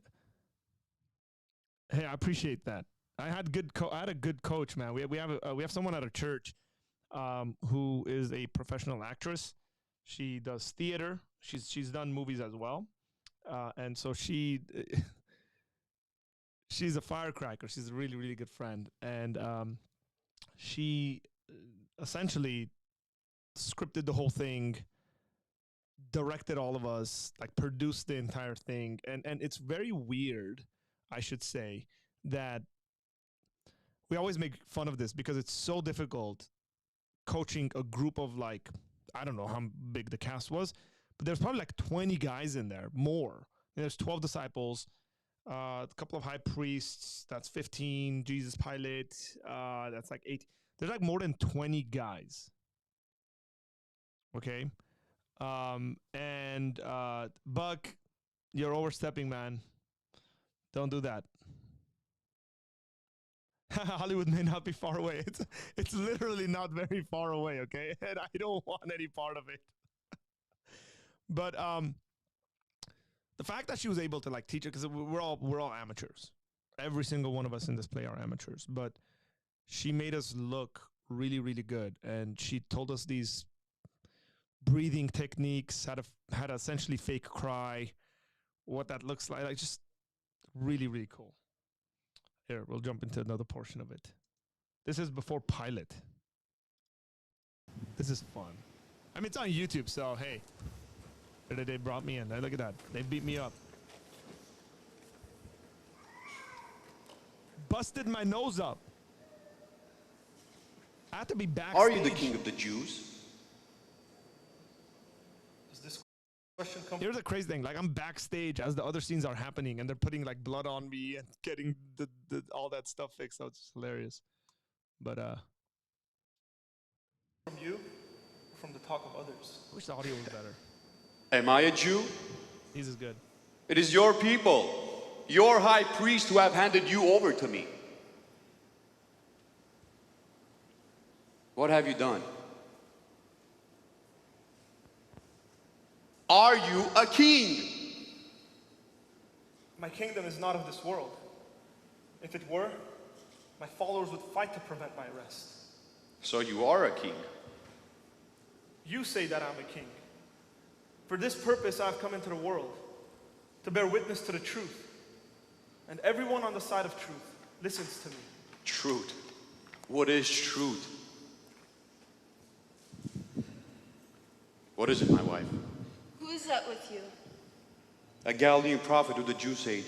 Do not condemn this man. He is holy. Do not have anything to do with this innocent man. I have suffered a great deal in my dream because of him. I must deal with this wicked crowd.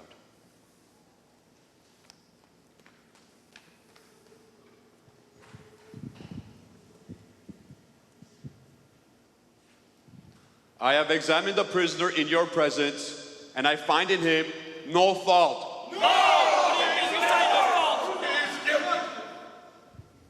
As you know, every year during the Passover, I release a prisoner back to you.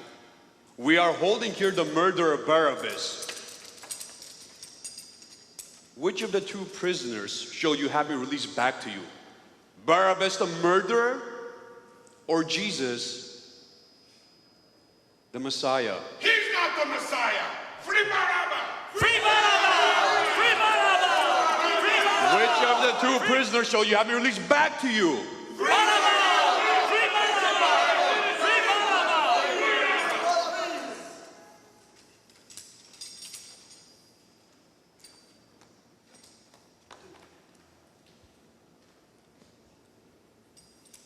What shall you have me do with Jesus of Nazareth? Crucify him! Crucify him! No!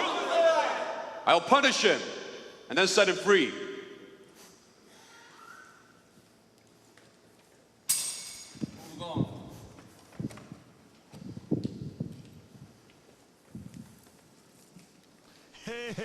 Hey, that's you. That is you.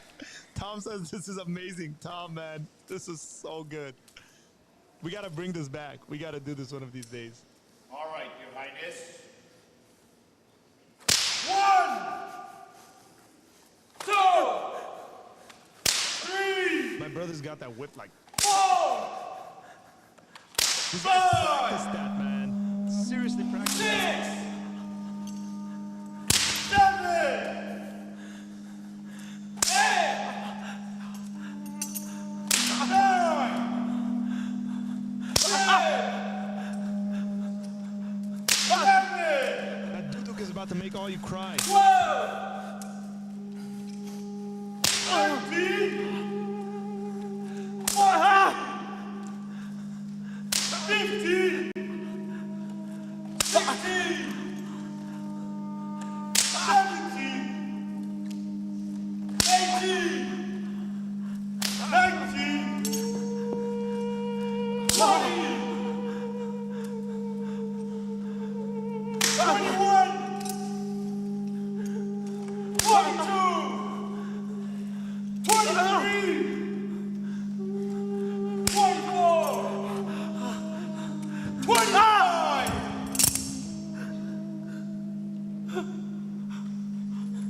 Yeah, hey, acting, you got to get all that stuff right. There's actually a mistake they made in this. And it was kind of weird. They had forgotten to do something. Fit for a We recovered pretty well from it.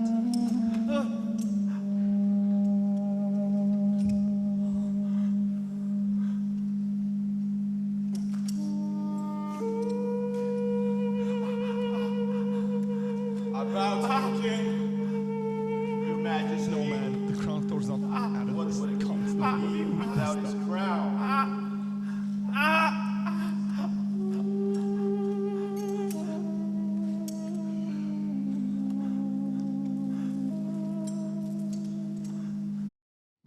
Whoa, what did I do? Man, I just ruined it. I'll find the place.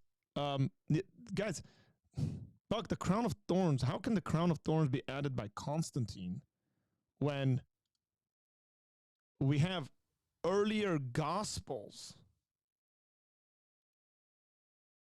Like, we have copies of gospels way before Constantine ever lived that include the crown of thorns. Just makes no sense. Okay, we're back. Yeah, that duduk, man, that duduk is killer, because I think at a portion, I think when I'm carrying the cross, they played Delay Aman, and that's just, it's something else. Your Majesty. What would a king be without his crown?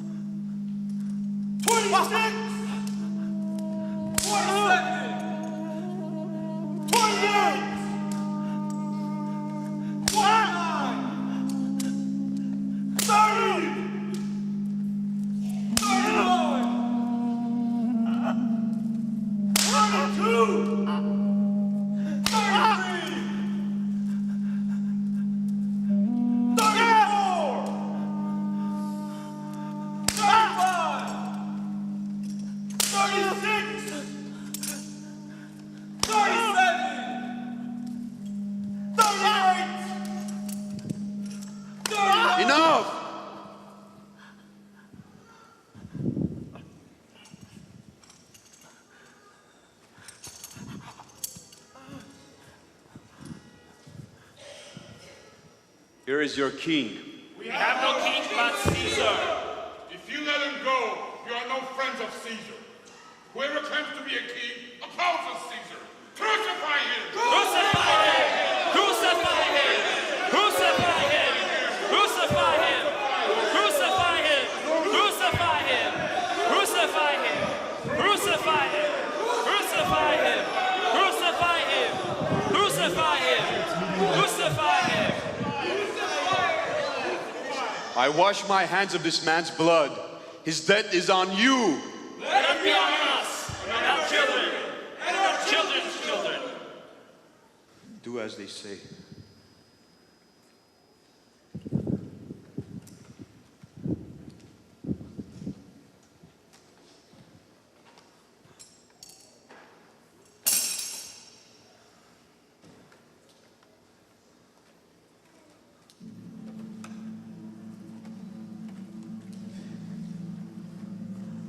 Mr. Gibson was behind the scenes. Carry your cross, Your Highness. Move along. This is the delay I'm on. Kicking in here. Should make anyone cry. By the way, this kick coming up is a real kick. It's not fake. Move along! Keep moving! I said move, you will be done! It's very interesting. I should say, Matt. It's very interesting that we'll come back to that. When you're acting in a role like this, like live, because you're in character. Like I would look at people in the eyes. People would not look at me in the eyes. And I'll show you actually. This lady, I don't know who this is. Notice, she's having a hard time. But like, as we're going, you're looking at people in the eyes, and people will like just like not look at you in the eyes. It's very, very strange. And then you get like these older grandmas that are like really mad at the guards.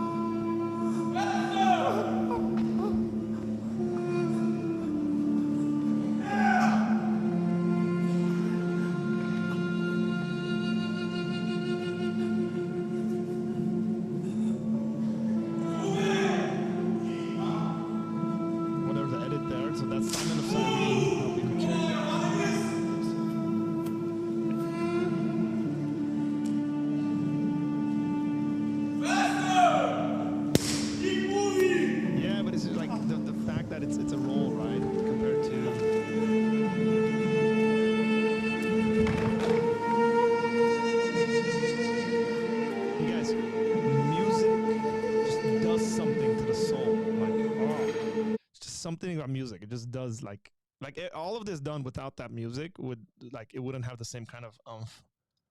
I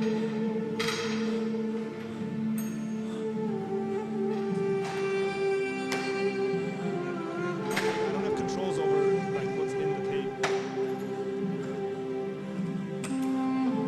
Get out of here!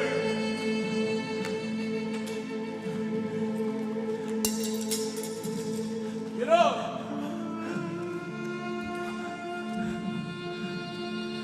Move along, King!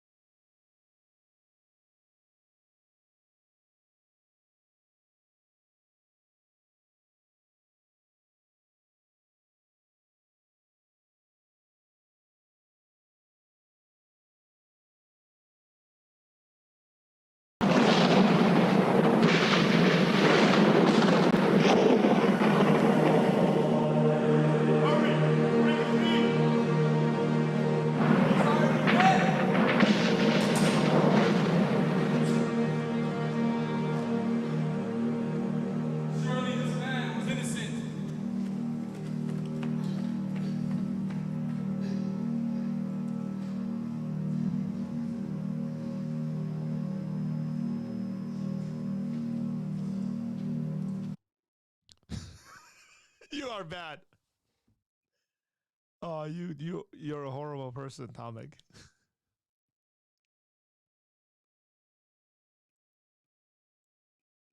It's late, man. We're going all crazy. Oh man, the music is amazing. So the music, I'm probably gonna get flagged for this because of the music. I'm telling you, like, there's gonna be a copyright strike for Delay Yaman. It's gonna be something weird, like, oh, you just took a soundtrack from from the Gladiator or something. That exact sound, exact song is played in the Gladiator. It's called Delay Yaman. You can if you just type that in, and there's a song, and you can find it by Jivan Gasparian. So Derek jumped in here and says, I can't believe I clicked in and this is what we were watching. Amazing. Oh, welcome. Yes, Harut, the sleazy guy. Harut's in here. Harut, well done, man. Like you played a character where it was, I would say, easy to dislike you. We should have submitted this for an Academy Award. It's pretty good. Guys, tell me if look, it's a bunch of amateurs, but the recording is pretty decent. I actually thought the recording was much worse. Like, I think I saw this like right after we did it and haven't seen it, maybe seen parts of it later. But I think the recording is actually pretty good considering all things. Like the audio wasn't internally being captured. It was being captured like on the mic of the camera that was recording. And then Tom here, I'll give you some shout out. It's Father, forgive them for watching my videos and not subscribing. It's like 50-something% of people who watch my videos, maybe a bit more, are not subscribed. They're unsubscribed actually. So if you're watching this, make sure you subscribe.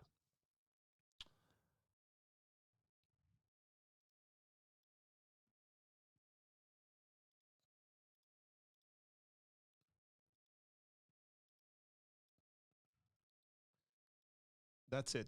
We're gonna finish that. That's it. We're gonna end with the crucifixion.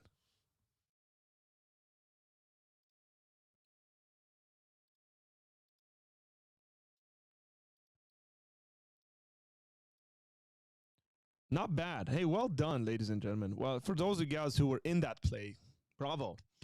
You guys are great. It was actually pretty good. Yeah, I mean, seriously.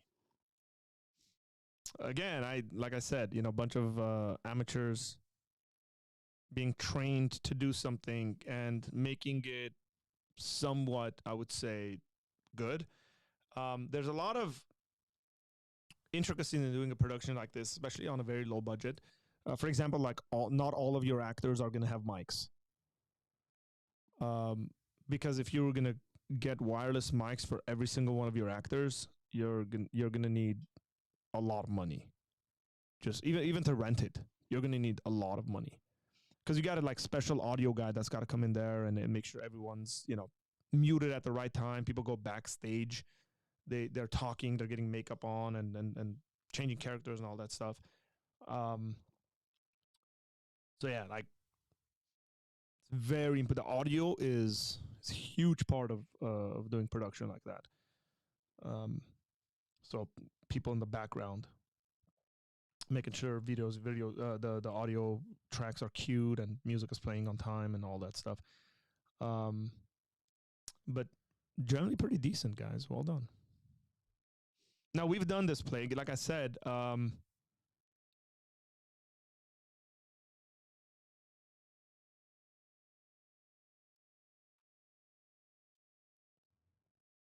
we did this a bunch of times at our church. Now, this was the final time I think we did it. And it was fun because I ended up playing Jesus, and I actually, out of all the characters I played, I really enjoyed playing Caiaphas. I really enjoyed playing one of the priests. I don't know. It was just a lot more fun. Partly also because I could just make stuff up. Like not necessarily like there's like fill in lines you could do where it's not necessarily scripted. But playing Jesus, you have, I mean, most of the lines. That's a little more difficult.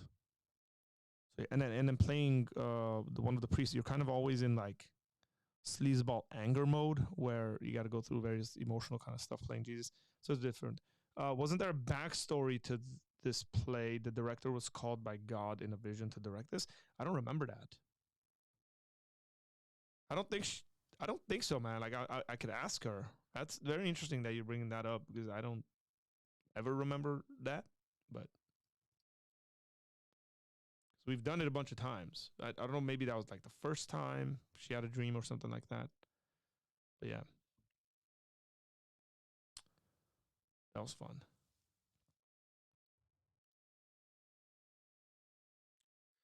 I want to see if the audio is okay. That audio is coming through. Is this coming through?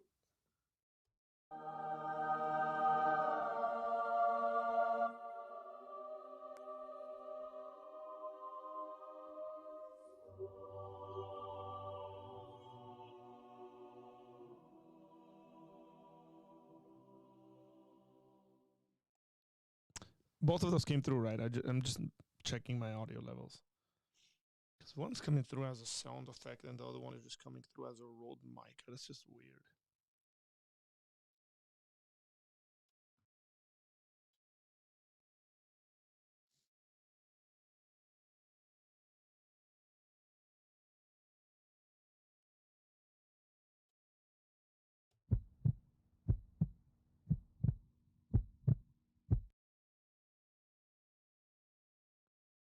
I like the heartbeat one.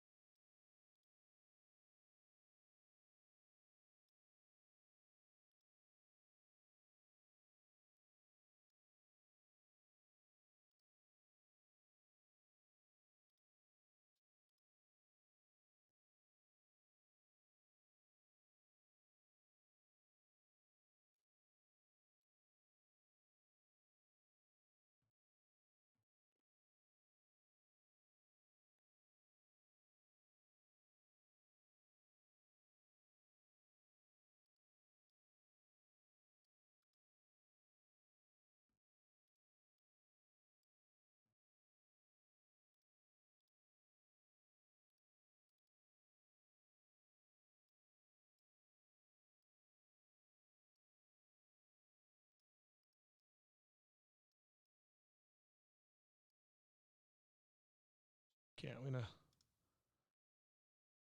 see if this works.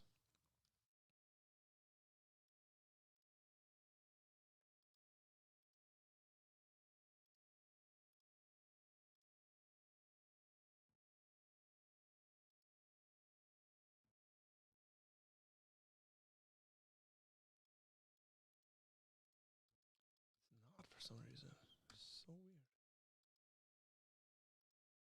Okay. Deal with that later.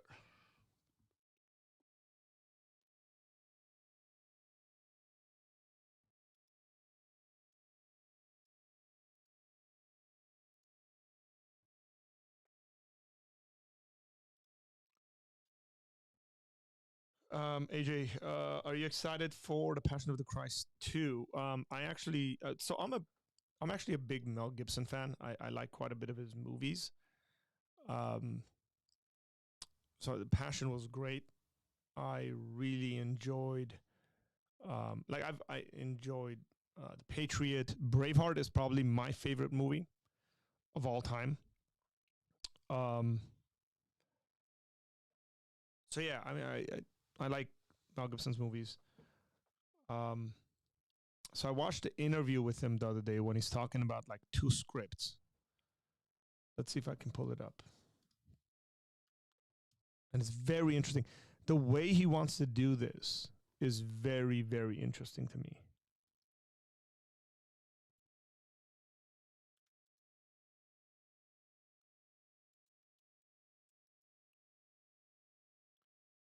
Gotta find that little interview.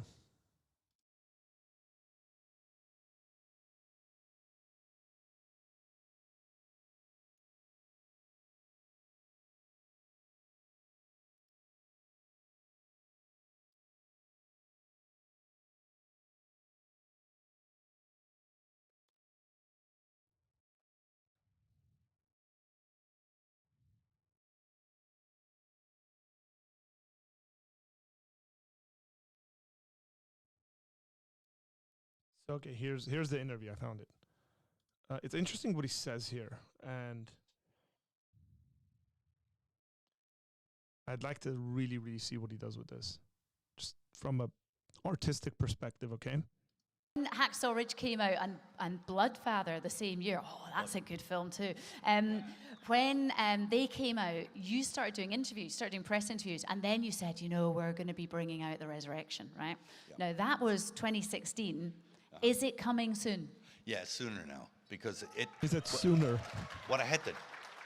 It is such a massive undertaking that you can't do it lightly and you can't do it quickly. You have to really consider what it is that you need to show in order to be poignant.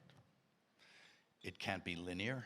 It has to. You have to have many things to juxtapose against. I like this even from idea. different time periods in order to illustrate. So he's saying the movie can't be linear, meaning it's like jumping, like flashbacks, maybe even forwards, because he talks about it going in like completely time, like it might be like modern day or something like that, which would be very interesting. Like the impact of Jesus and the resurrection in the modern world, or like throughout history. Like it seems like that's the direction he's going into, and then he talks about multiple dimensions and things. So what something means in a more full way.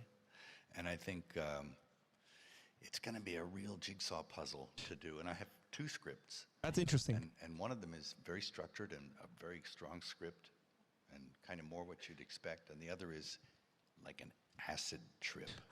And because you're going into other realms and stuff. Okay. I mean, you're in hell. You're in, you know, it's like... I'd like to see that.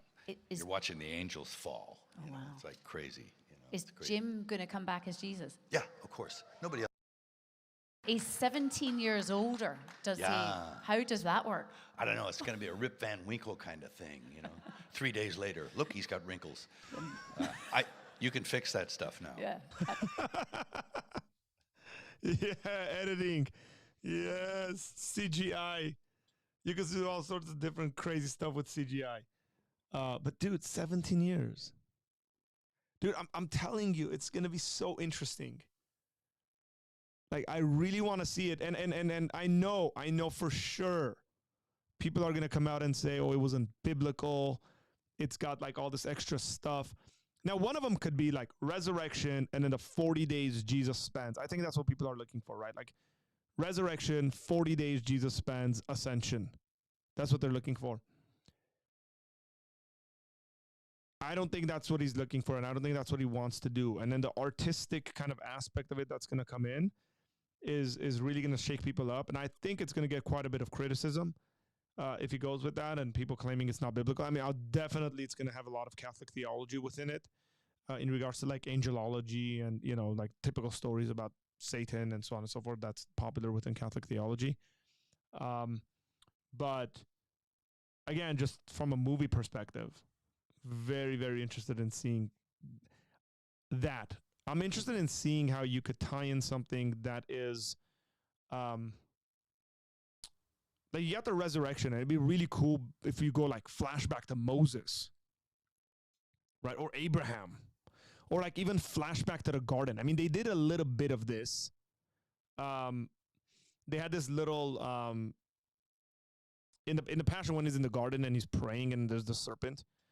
But like it'd be really cool to like bring in the whole situation with Adam and Eve and like a reversal of that, and then maybe even like a complete foreshadowing into like eternity, like heaven, Jesus, and glory. It'd be brilliant. I think cinematically it will be really, really awesome. I'd be interested in seeing that quite a bit, and I think I would enjoy it.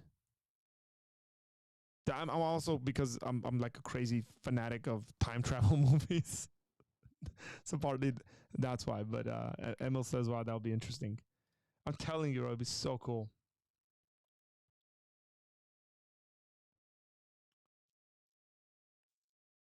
Well, Buck, he did say a bunch of dumb stuff. And he had drinking issues. Funny thing, by the way, sort of kind of funny. I watched that the other day on my phone, and then right after that, and it wasn't that full clip, it was kind of like a shorter version of that clip that popped up. right after that, there was a clip of Robert Downey Jr. talking about how Mel Gibson essentially saved his career. Okay. I'm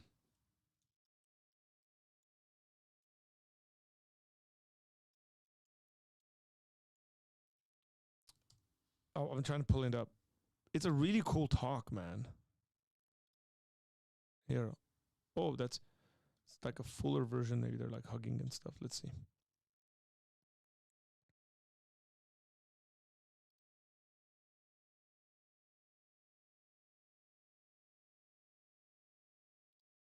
Okay. So this I might have seen part of this, but not the full thing. But let's see. Actually, I asked Mel to present this award to me for a reason, because when I couldn't get sober, he told me not to give up hope, and he urged me to find my faith. Didn't have to be his or anyone else's as long as it was rooted in forgiveness. And I couldn't get hired, so he cast me. That's cool. In the lead of a movie that was actually developed for him, and he kept a roof over my head, and he kept food on the table. And most importantly, he said that if I accepted responsibility for my wrongdoings, and if I embraced that part of my soul that was ugly, hugging the cactus, he calls it, he said that if I hugged the cactus long enough, I'd become a man of some humility, and that my life would take on a new meaning. And I did, and it worked. All he asked in return was that someday I help the next guy in some small way. It's reasonable to assume that at the time he didn't imagine the next guy would be him.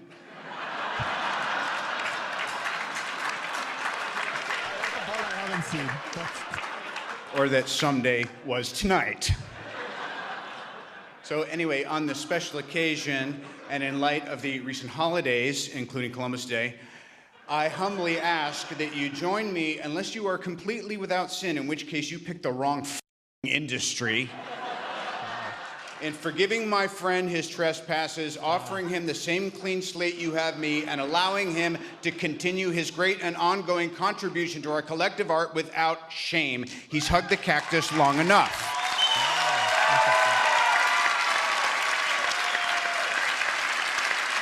I haven't seen that part.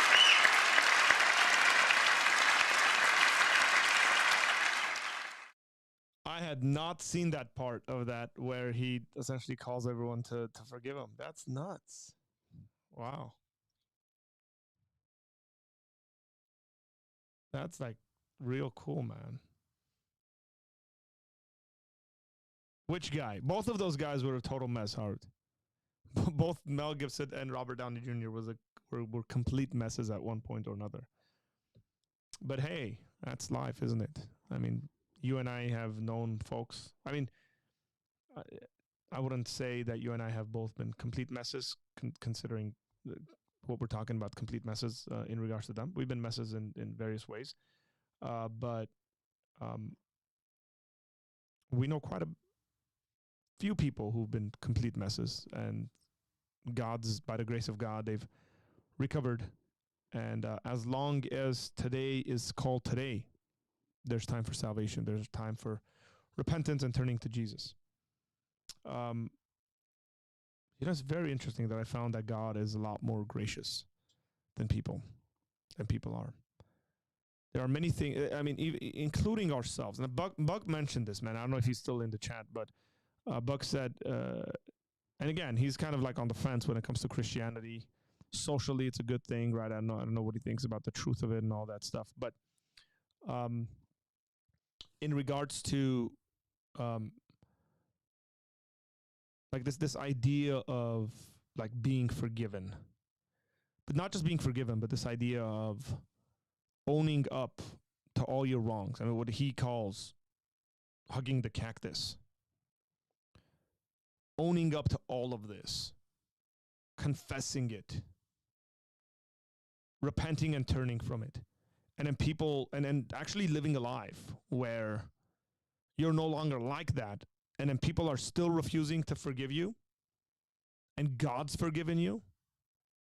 very clearly shows that God is a lot more gracious to us than people are.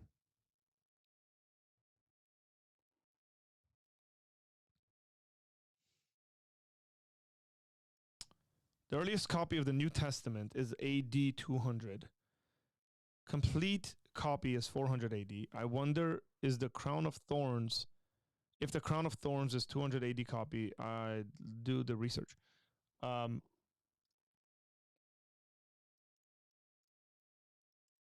make it easier. Hang on.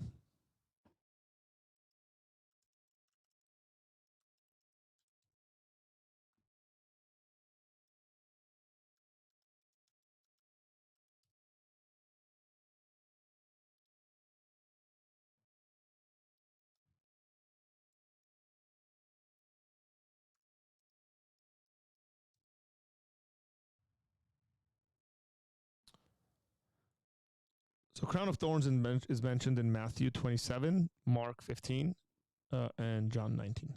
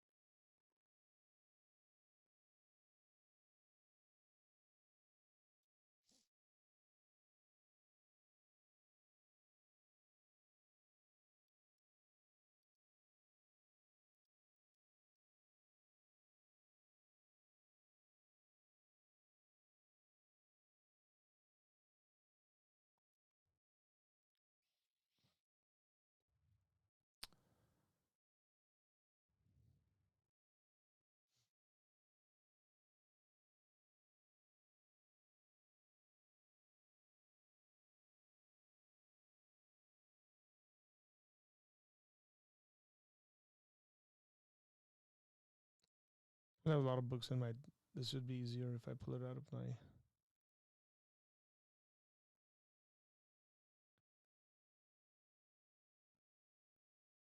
You know, you're not wrong in regards to complete.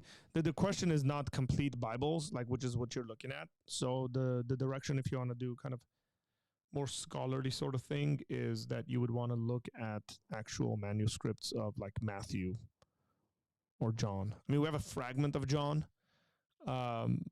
from, it's dated 125 to 175, 150, depends. But that's a fragment, which is, but that again, it's a fragment. I mean, it tells us that the Gospel of John's written. They have a fragment of it. What? But that doesn't necessarily mean, like, you could argue, well, that doesn't say the crown of thorns. Here's what I would say, actually, a really, really cool thing to do about this is to find any one of the church fathers that is before 3rd century quoting the Gospels or quoting the crown of thorns stories. So that would be because then that means the crown of thorns story is there, and then there's a church father before 300 AD that is quoting from it. So let's look that up. Church fathers before 300 AD quoting about the crown of thorns.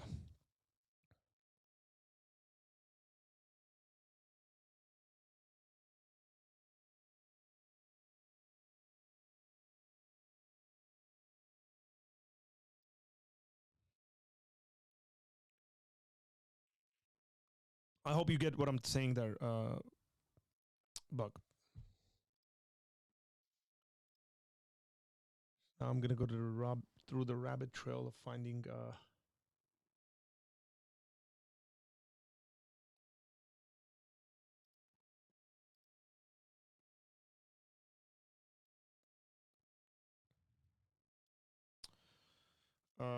church fathers.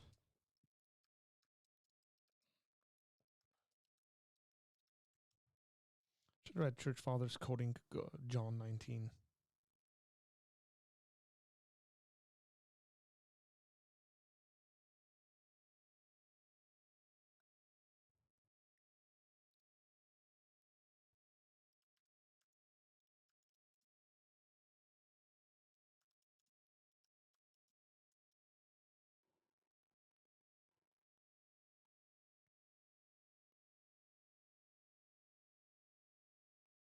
It'd be much easier if you write the passage, like church fathers quoting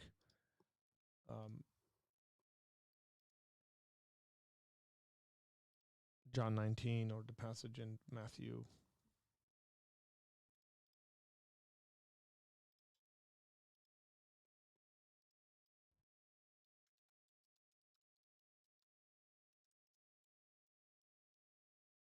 Look it up. I mean, that's a pretty good point. So good. Let me see.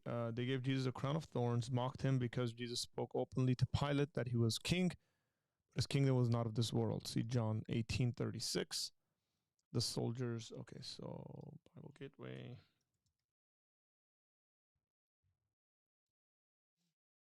Yeah, so do I.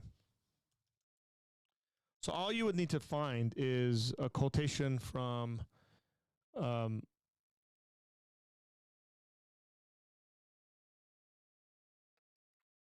church father prior to 300 AD. That is out of John.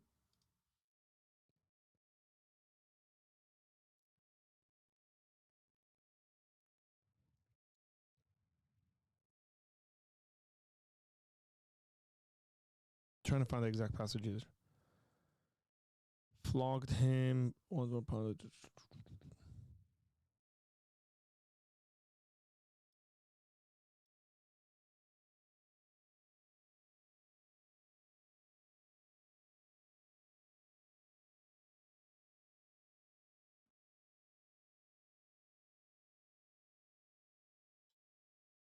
Correct, Jeremy. Yeah, the John one we have, the oldest manuscripts we have. Yeah, that's isn't that interesting?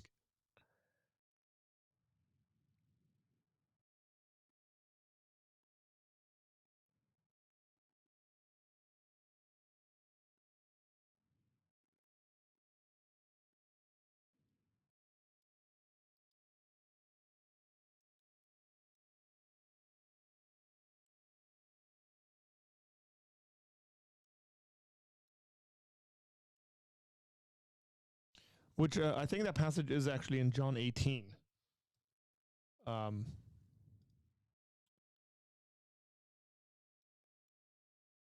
So yeah, that passage is in John 18. That's the fragment, I think. And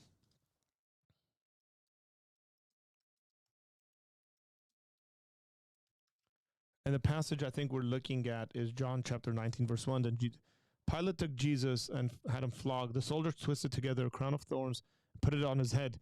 They clothed him in purple robe and went up to him and again saying, "Hail, King of the Jews!" And they slapped him in the face. So the oldest fragment we have is, let me give you numbers here. Okay, so the oldest fragment we have is this. There we are. That's the oldest fragment. That's the credit card size fragment that we're talking about. It's from the Gospel of John. Okay, it's a portion from the Gospel of John. And Papyrus P52. Okay, and this is the text in Greek. 11 lines of the text are lost, containing chapter 18 verses 34 to 36. The text translates as, so this is the translation of the text we get, it's in the bold. The Jews, for us, okay, not permitted to kill anyone, so that and that's cut off, the word spoke signifying, so you got the spoke isn't there, the OKE signifying, because it's cut off. Essentially, it's the Jews saying, we can't crucify him.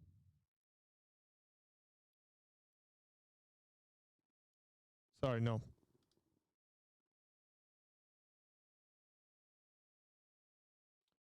The text translates as such. For king I am, for this I have been born. What is truth? Correct. The point I'm trying to make is that this is out of John 18. And if this is a fragment out of John 18, John 19, verse 1, which isn't that far because that was 1831 to 33. That's P52.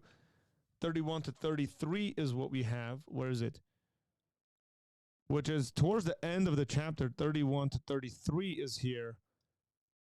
And then you're missing this whole piece, which would have been technically on that same, I would guess, because it's like really small, would have been on the same page. And then you get 19:1, which talks about they put a crown of thorns on his head. But again, I think it would be a lot more,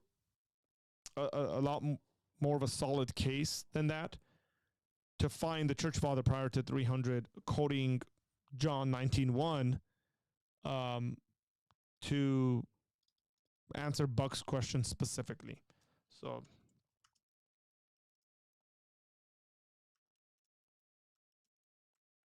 which shouldn't be very difficult to find, I should say.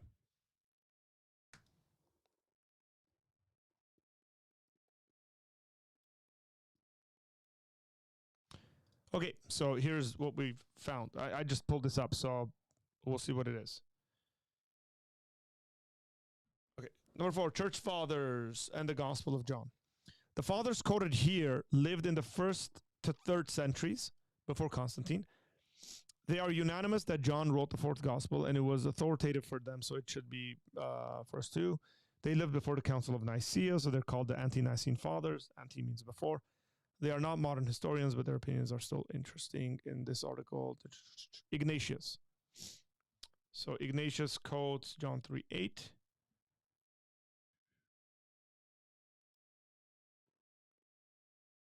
Justin Martyr. It's not telling us what they quoted. I want to see what they quoted specifically. It's telling us who these guys are.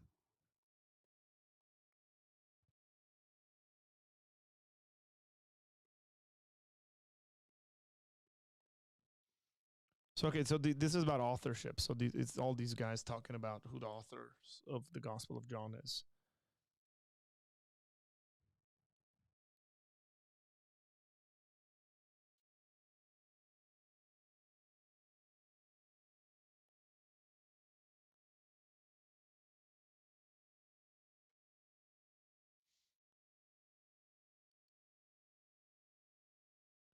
I don't just want authorship. That's not what I'm looking for.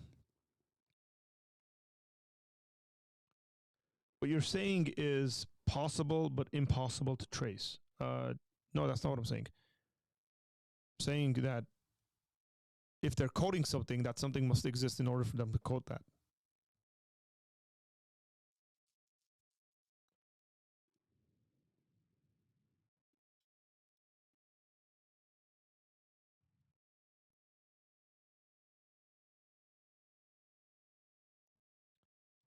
You know what? I should just write like Irenaeus on John 19:1.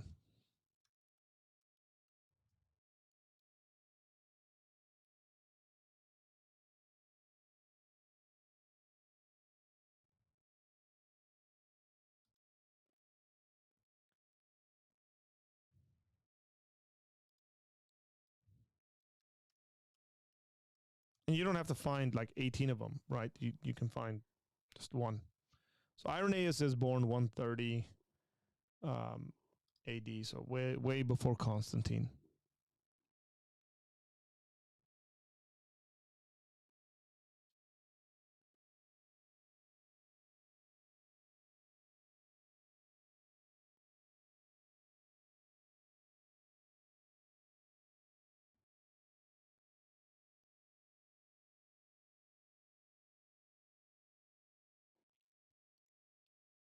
So okay, let me see. Against the Heresies, book 3, chapter 19. This is when I wish I had the kind of memory that Sam Shamoon has, by the way. That dude would probably just like know it. It's insane.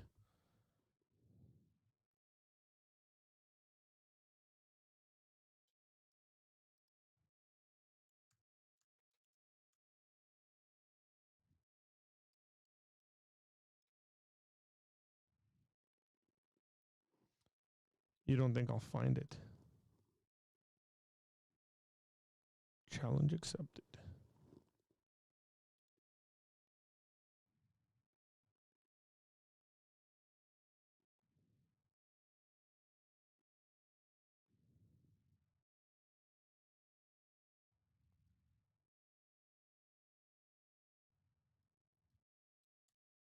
The thing is that we have a lot of sermons left from these guys.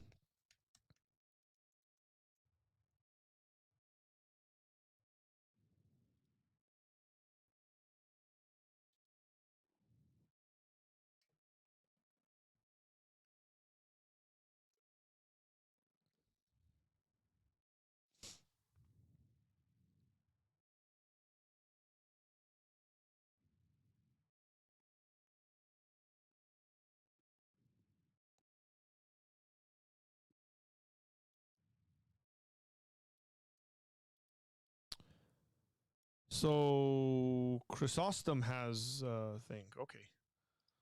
So John Chrysostom.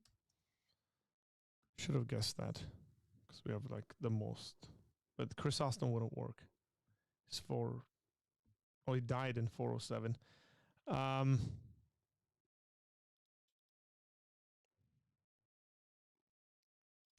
He's born 347. Okay. I won't use Chrysostom. But he's got a whole preaching series he did through the Gospel of John.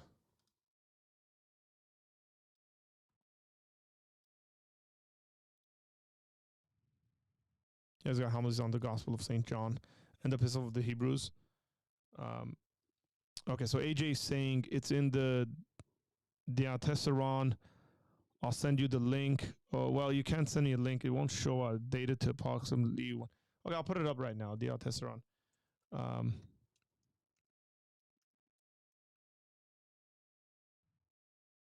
So the Diatessaron of Tatian. Just a PDF I just pulled up. Let me just open up my Bible software. Tatian.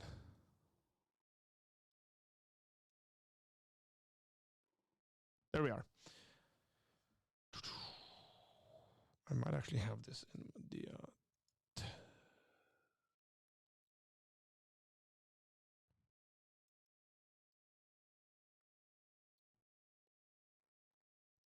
Give me a second. I'm trying to get this all aligned for you.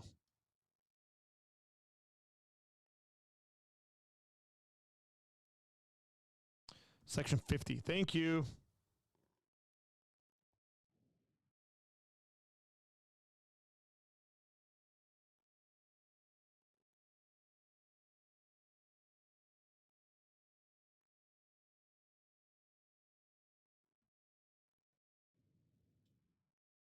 This is not the Diatessaron. Okay, this is a breakdown of it.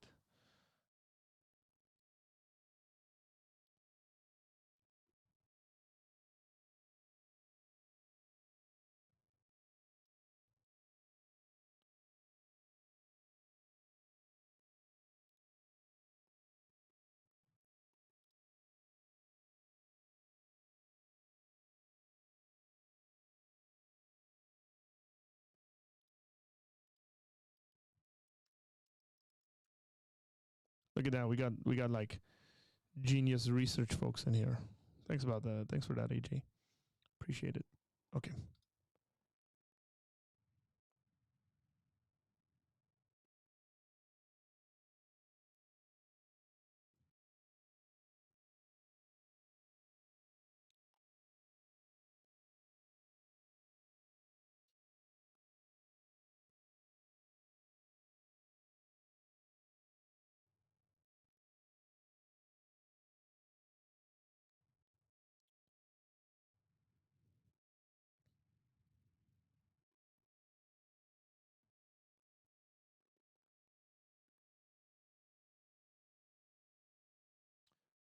Okay, so this is what I'm just going to pull up is the Diatessaron itself.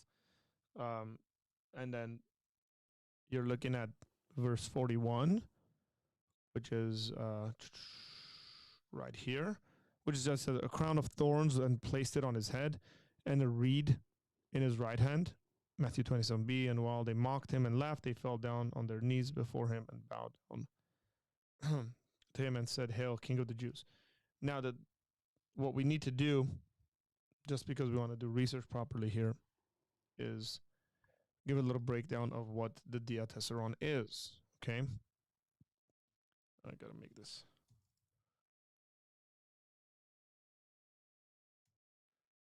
Just so we're all on the right page. So here's what the diatessaron is. Diatessaron, Greek, diatessaron. That's the Greek diatessaron. Through the four Gospels. Is a name given by Eusebius, Histories Ecclesiastes, that's the Ecclesiastica, which is church history, to a combination of collections of the Gospels created by Tatian about the year 170 CE. Oh, what did I just do? That's not what I wanted to do. Okay, so hey, this is us answering your question here, Buck. So this is what the diatessaron is. So it's dated about 170 CE. As one of the earliest witnesses to the text of the Gospels, it is rivaled only by the quotations of Justin Martyr. So this is Justin. So it's rivaled only by the quotations of Justin, Marcion, and Clement. I'm very sure you can find these same exact verses in Justin, Marcion, and Clement, which again proves that they're already written by that point. It occupies a preeminent position in New Testament textual studies. Employing the four canonical Gospels and perhaps one or more extra-canonical sources, Tatian wove a single continuous narrative. The last time I looked at the diatessaron was when I was in Bible college, like second semester. So that's why it just took me a while to like kick into gear there. But I appreciate your help here, AJ. You're on this, man. I took second semester. I think I took a class on the Synoptic Gospels, and we dealt with the diatessaron.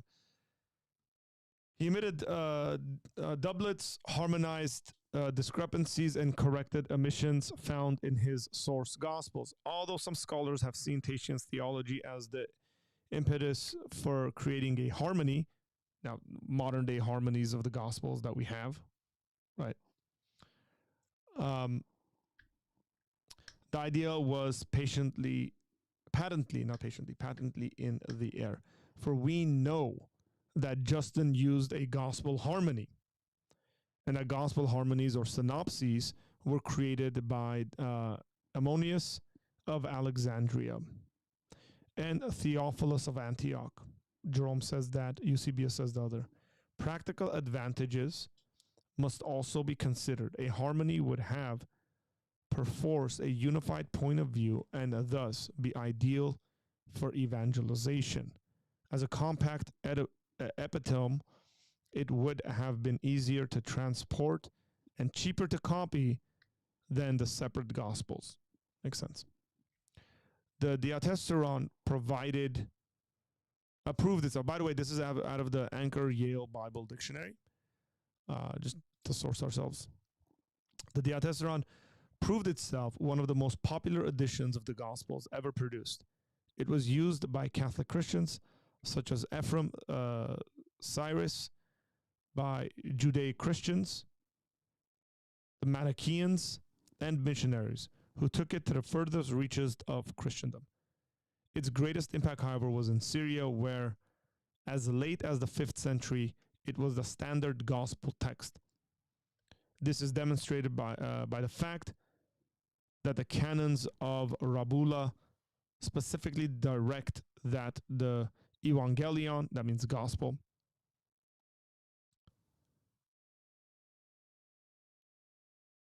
Demophorish, separated gospels, i.e. canonical gospels, be read in the churches, and that Theodoret, bishop of Kirush, I guess, from 423 to 457, reports impounding over 200 copies of the Evangelion, the mixed gospels, essentially the harmonized gospels. Another name for the diatessaron from the churches in his diocese. So some people liked it, some people didn't like it, essentially. So Buck, I showed you where the crown of thorns were.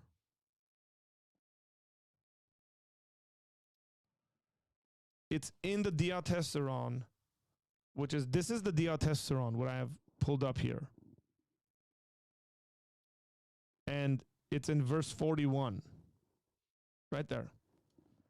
And a crown of thorns, and placed it on his head. And this is a document that's dated 170 CE.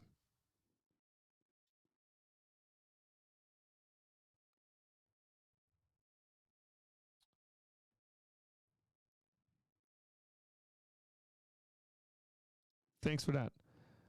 Didn't Tatian become an apostate and follower of Valentinus, who made the gospel of truth? I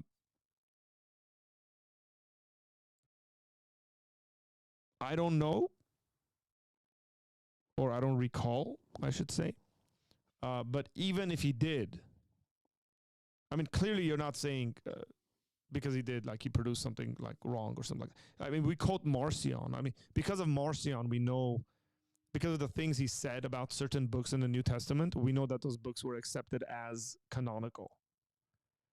Right? Like, so Marcion says, I reject this book. And we're like, oh, that means the church accepted that book. And then Marcion is rejecting it.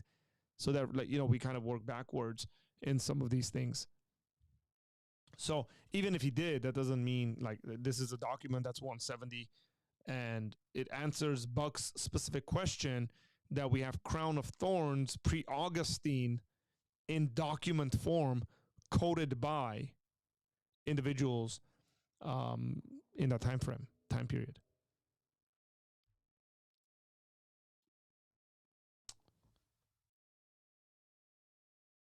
I don't want to mix two different things up there, by the way. We wanted to do the quick research and find this stuff for Buck because he had specific questions about the crown of thorns. Diatessaron is a document. It's not a person.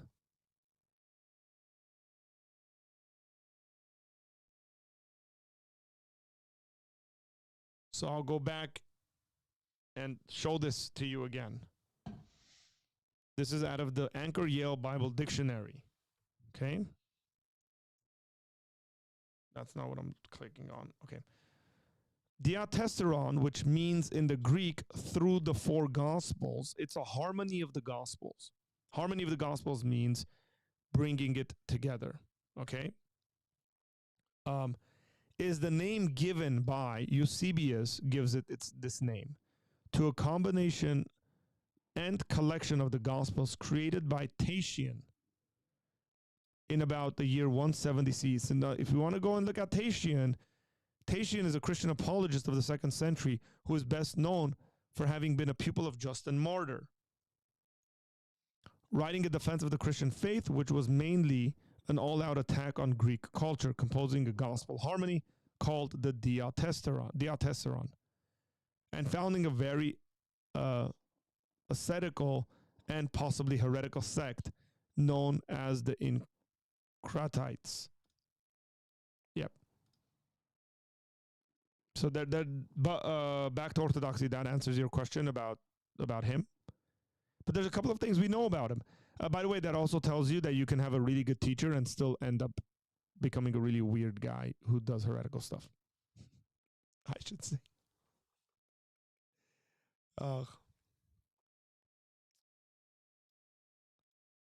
So we're looking at mid to late 2nd century AD.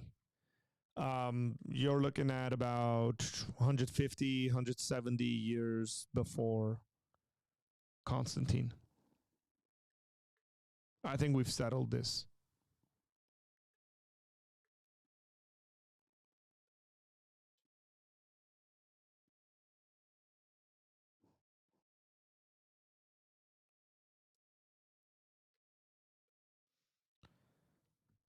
Imagine if Tatian was Armenian. That'd be weird. So he says that he came from Assyria, which could be anywhere east of the Euphrates. Nothing known of his early years except what may be gained by inference. Growing up in one of the petty kingdoms which formed a buffer zone between the territories of the Romans and the Parthians. He lived in an area where the Hellenistic culture imposed on society by the Seleucids was declining and native Semitic culture was re-emerging. That doesn't put it in a place of Armenians.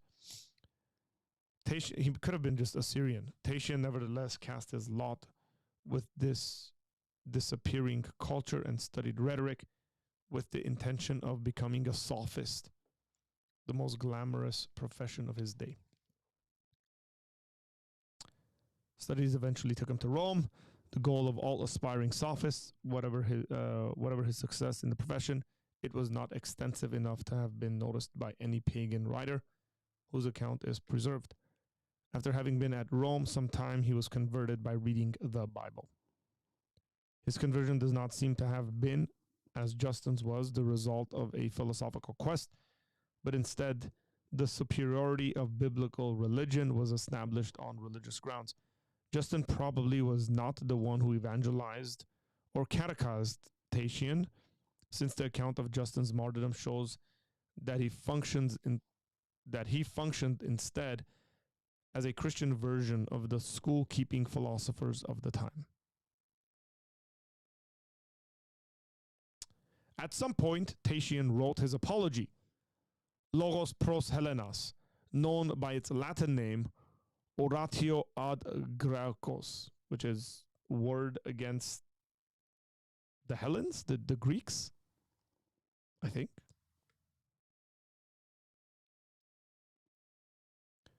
Or an argument against, if it's logos, it could mean reason or argument or word. Argument against the Greeks, Hellenas.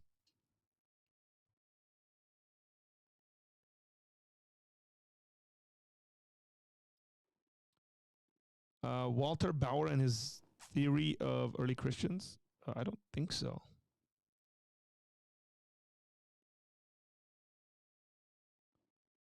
No, I haven't. Correct. So we have a writing of Tatian from the 2nd century.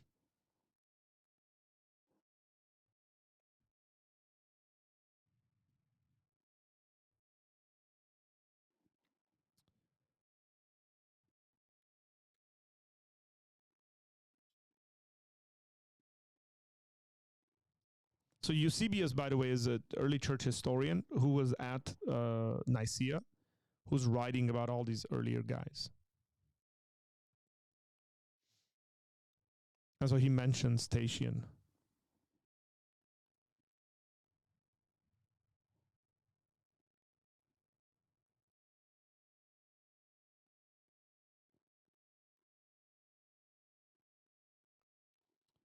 So it was in use.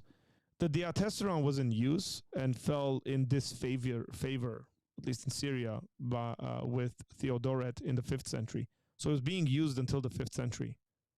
2nd to 5th century, that's pretty good. It's a pretty good life to have for a book, by the way. If you write a book and they use it for 300 years, it's pretty good, guys.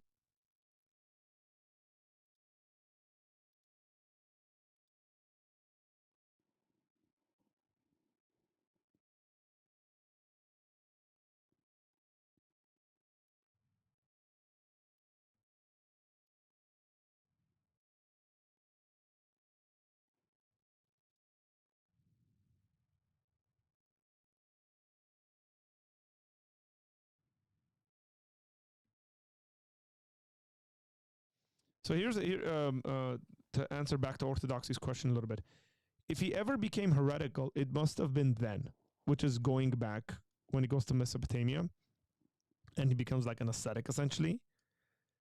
Because his logos is perfectly orthodox. Nothing is known about his incratites, or whatever, except that he is supposed to have been their founder. But a few fragments attributed to him do indicate both extreme asceticism and some doctrinal deviations. Since, however, no Syriac document mentions him for centuries, the whole issue is obscure. So that answers your question a little bit there. Let's hope so, man.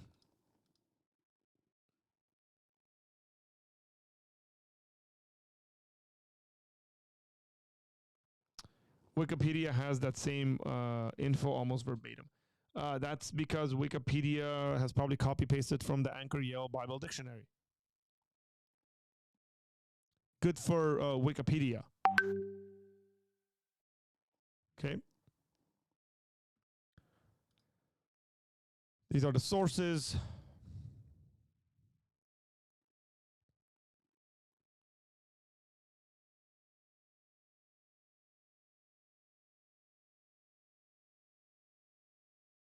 Man, it's so funny that I like some of these guys, like early church stuff.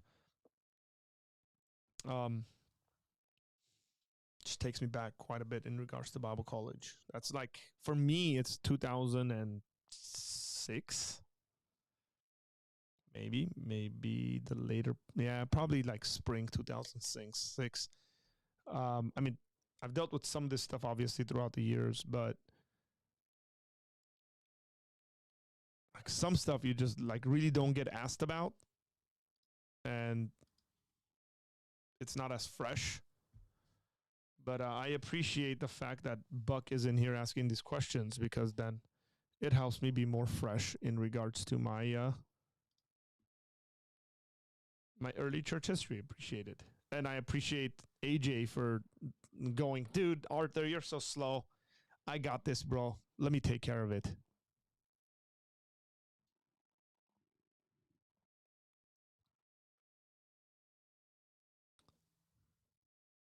Oh man, back. Let's not go there, huh? It's late.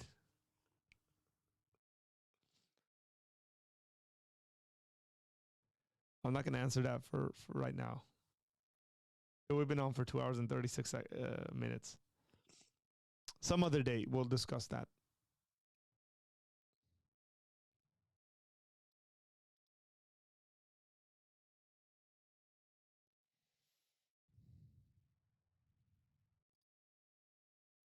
I'm pretty sure my library on Logos should have the Greek of the Diatessaron.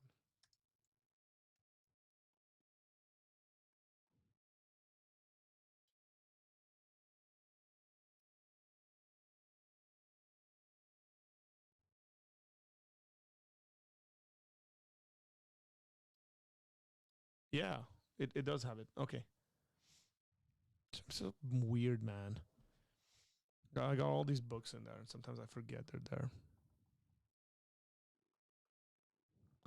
there. Christian E says it's authentic, as Mark 16 is authentic as well. Let's see. Fragment of the fourth book. This is the Ante-Nicene Fathers 9. So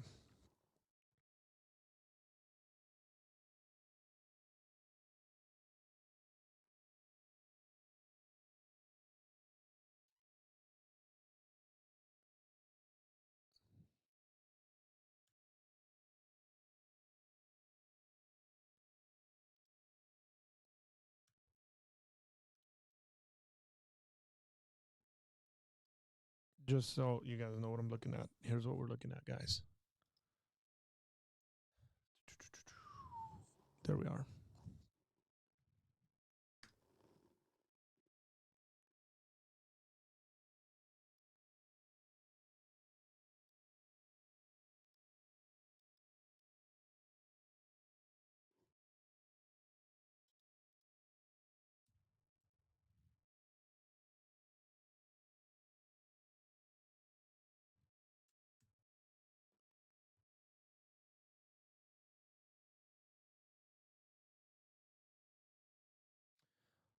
That'd be interesting. I want to know what the earliest copy of the Diatessaron is that we have.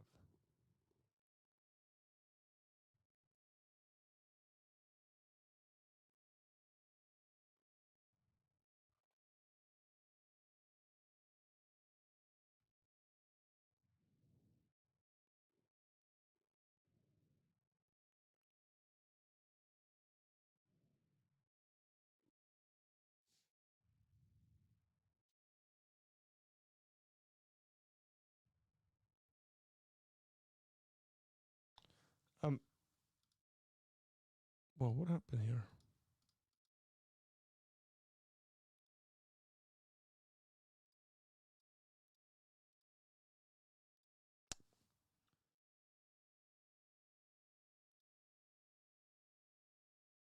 AJ, if you know that, it'd be really cool if you bring that up.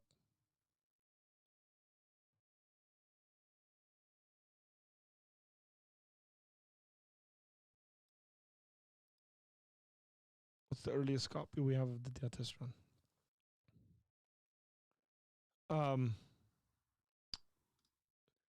Do you have the popular patristic series in your Logos library? Let me check. There's so many books in this library where I'm just sometimes at a loss. And I've organized it in regards to what I'm using, but some of the stuff is like way beyond.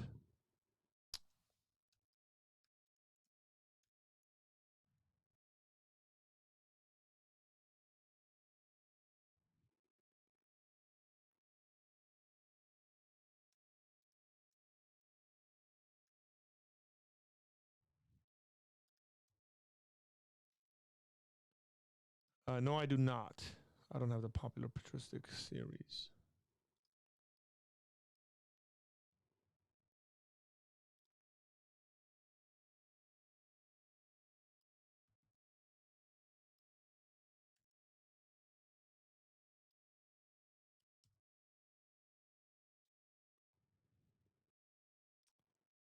Let me see how much it is actually to put it into Logos. I'll show you the price if I want to buy it. You want to see the price, AJ?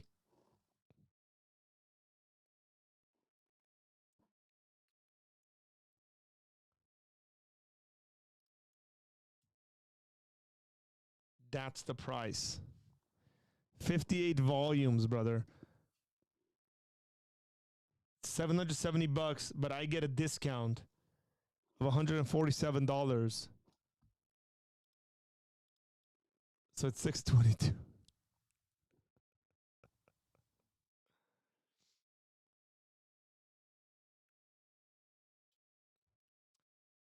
Sure. That's digital, by the way. Yeah, obviously. It's digital.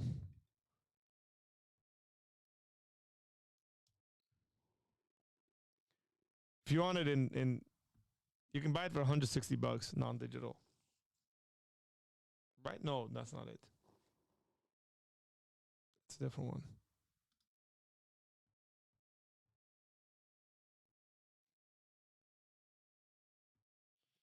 I would stick with the Ante-Nicene Fathers. So I have the entire Ante-Nicene Fathers in the collection. So it's, yeah, I think this would be unnecessary.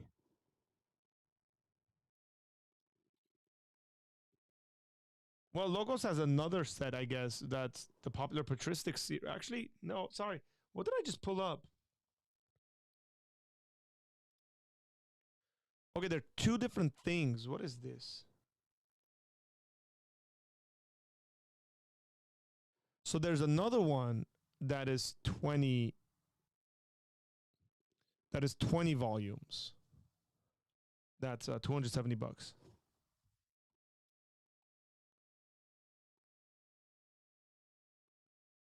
But if I'm going to pay $270 to get this, I'd rather just upgrade my Logos software.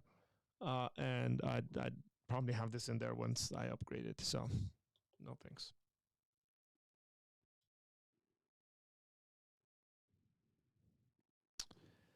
Said 58 volumes, Jews people throughout history had too much time on their hands.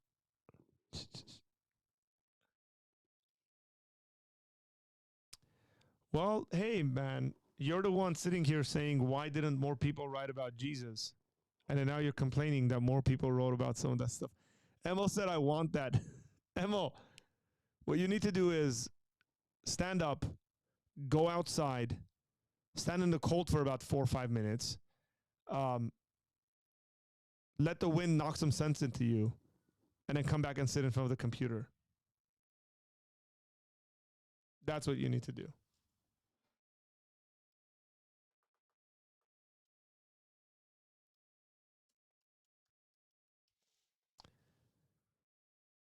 But collections like that are really cool, right? Like to have in your library. It's like sick.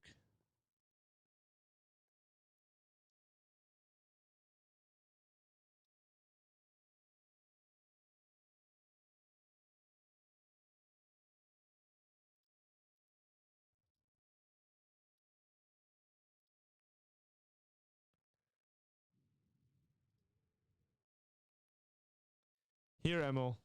Here you go, bro. You want the physical copy? You want the physical copy? Here you go, bro. Go buy it. How about you show this to your wife and you're like, hi, wife, can you get this for my birthday? That's the set, brother.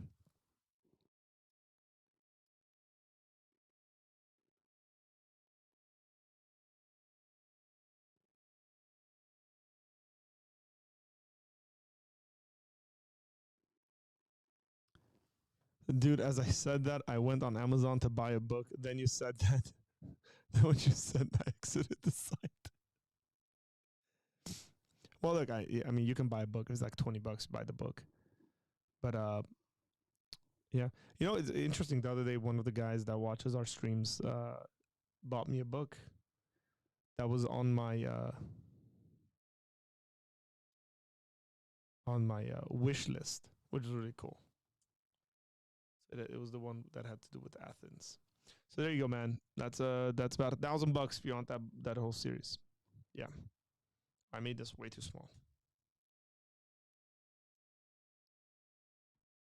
I realized that I had my whole Amazon wish list thing set up incorrectly, so I went and fixed it.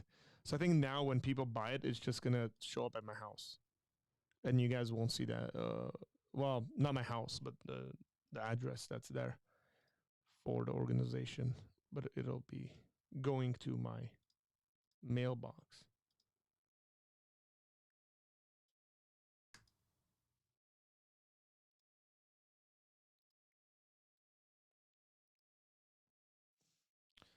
It is a hefty set.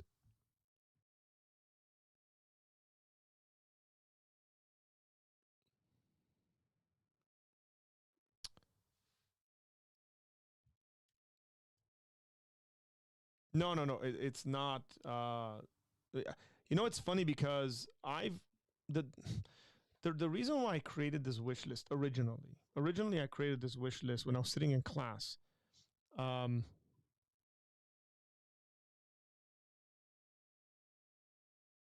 my wife ordered an iPhone charger because I lost mine. Man, that's hilarious. Who bought that? No.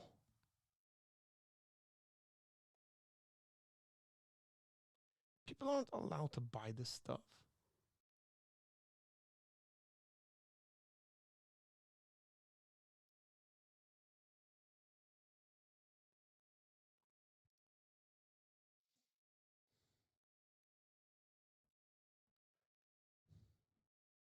Sorry, guys. Someone bought me. Someone bought me a gift, and I guess I'm mad at them. How? Specifically put they can't buy me stuff.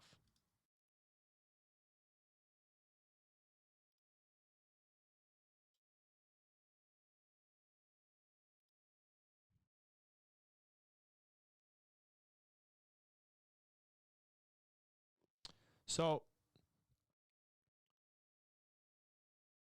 I deleted it. So yeah, I put these books in my wish list when I would have like teachers who would recommend books. Who were like, hey, this is a really good book, like on this subject. You guys should check it out. And some of them are pretty hefty, like price wise and stuff, you know. And I'm like, I don't know if I want to spend whatever $60-70 at the time. Which I did a little test, a little. I don't have that book near me. It's over there.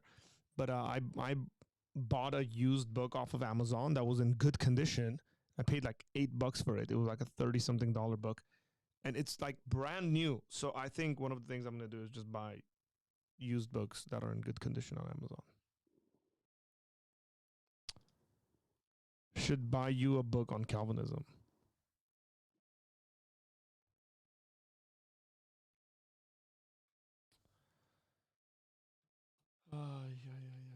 Why is it that you assume I don't have any books on I don't have any books by Calvinists or on Calvinism in my library, Jeremy?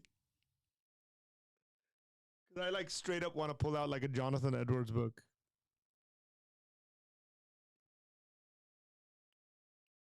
Or what's going on?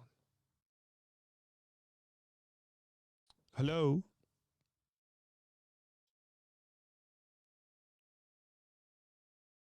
I think my earphones might be having some issues. Okay.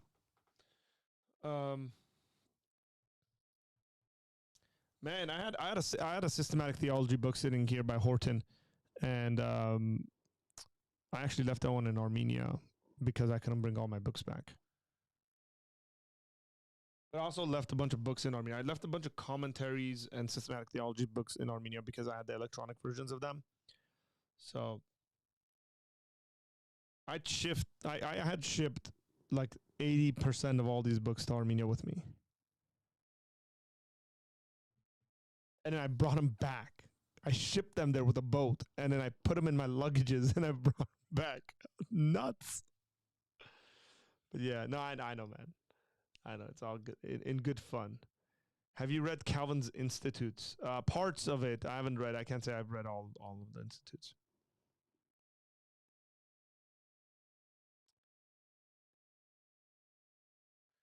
In 2,000 years from now, after World War III, you're assuming World War III is going to be 2,000 years later, people might be writing about the legend of John Wick and the Baba Yaga. He killed 3 men with a pencil and an F. With a pencil, an F in pencil.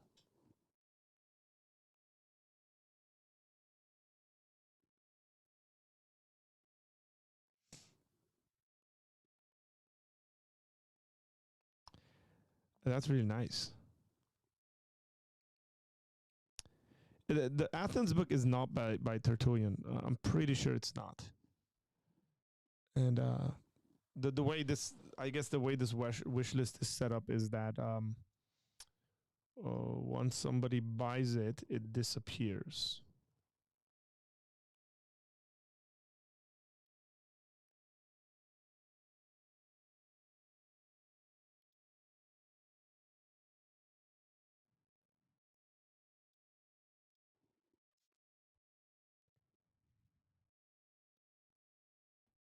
We actually see orders. I wonder if it comes up.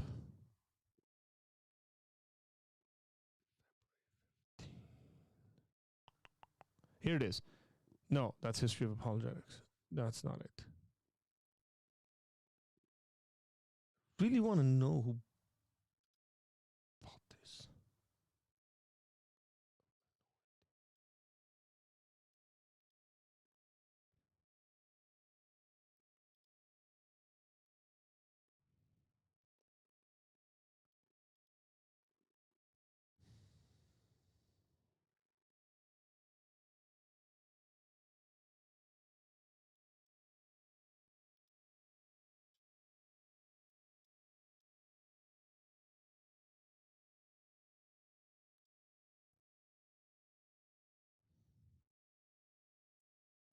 Good night.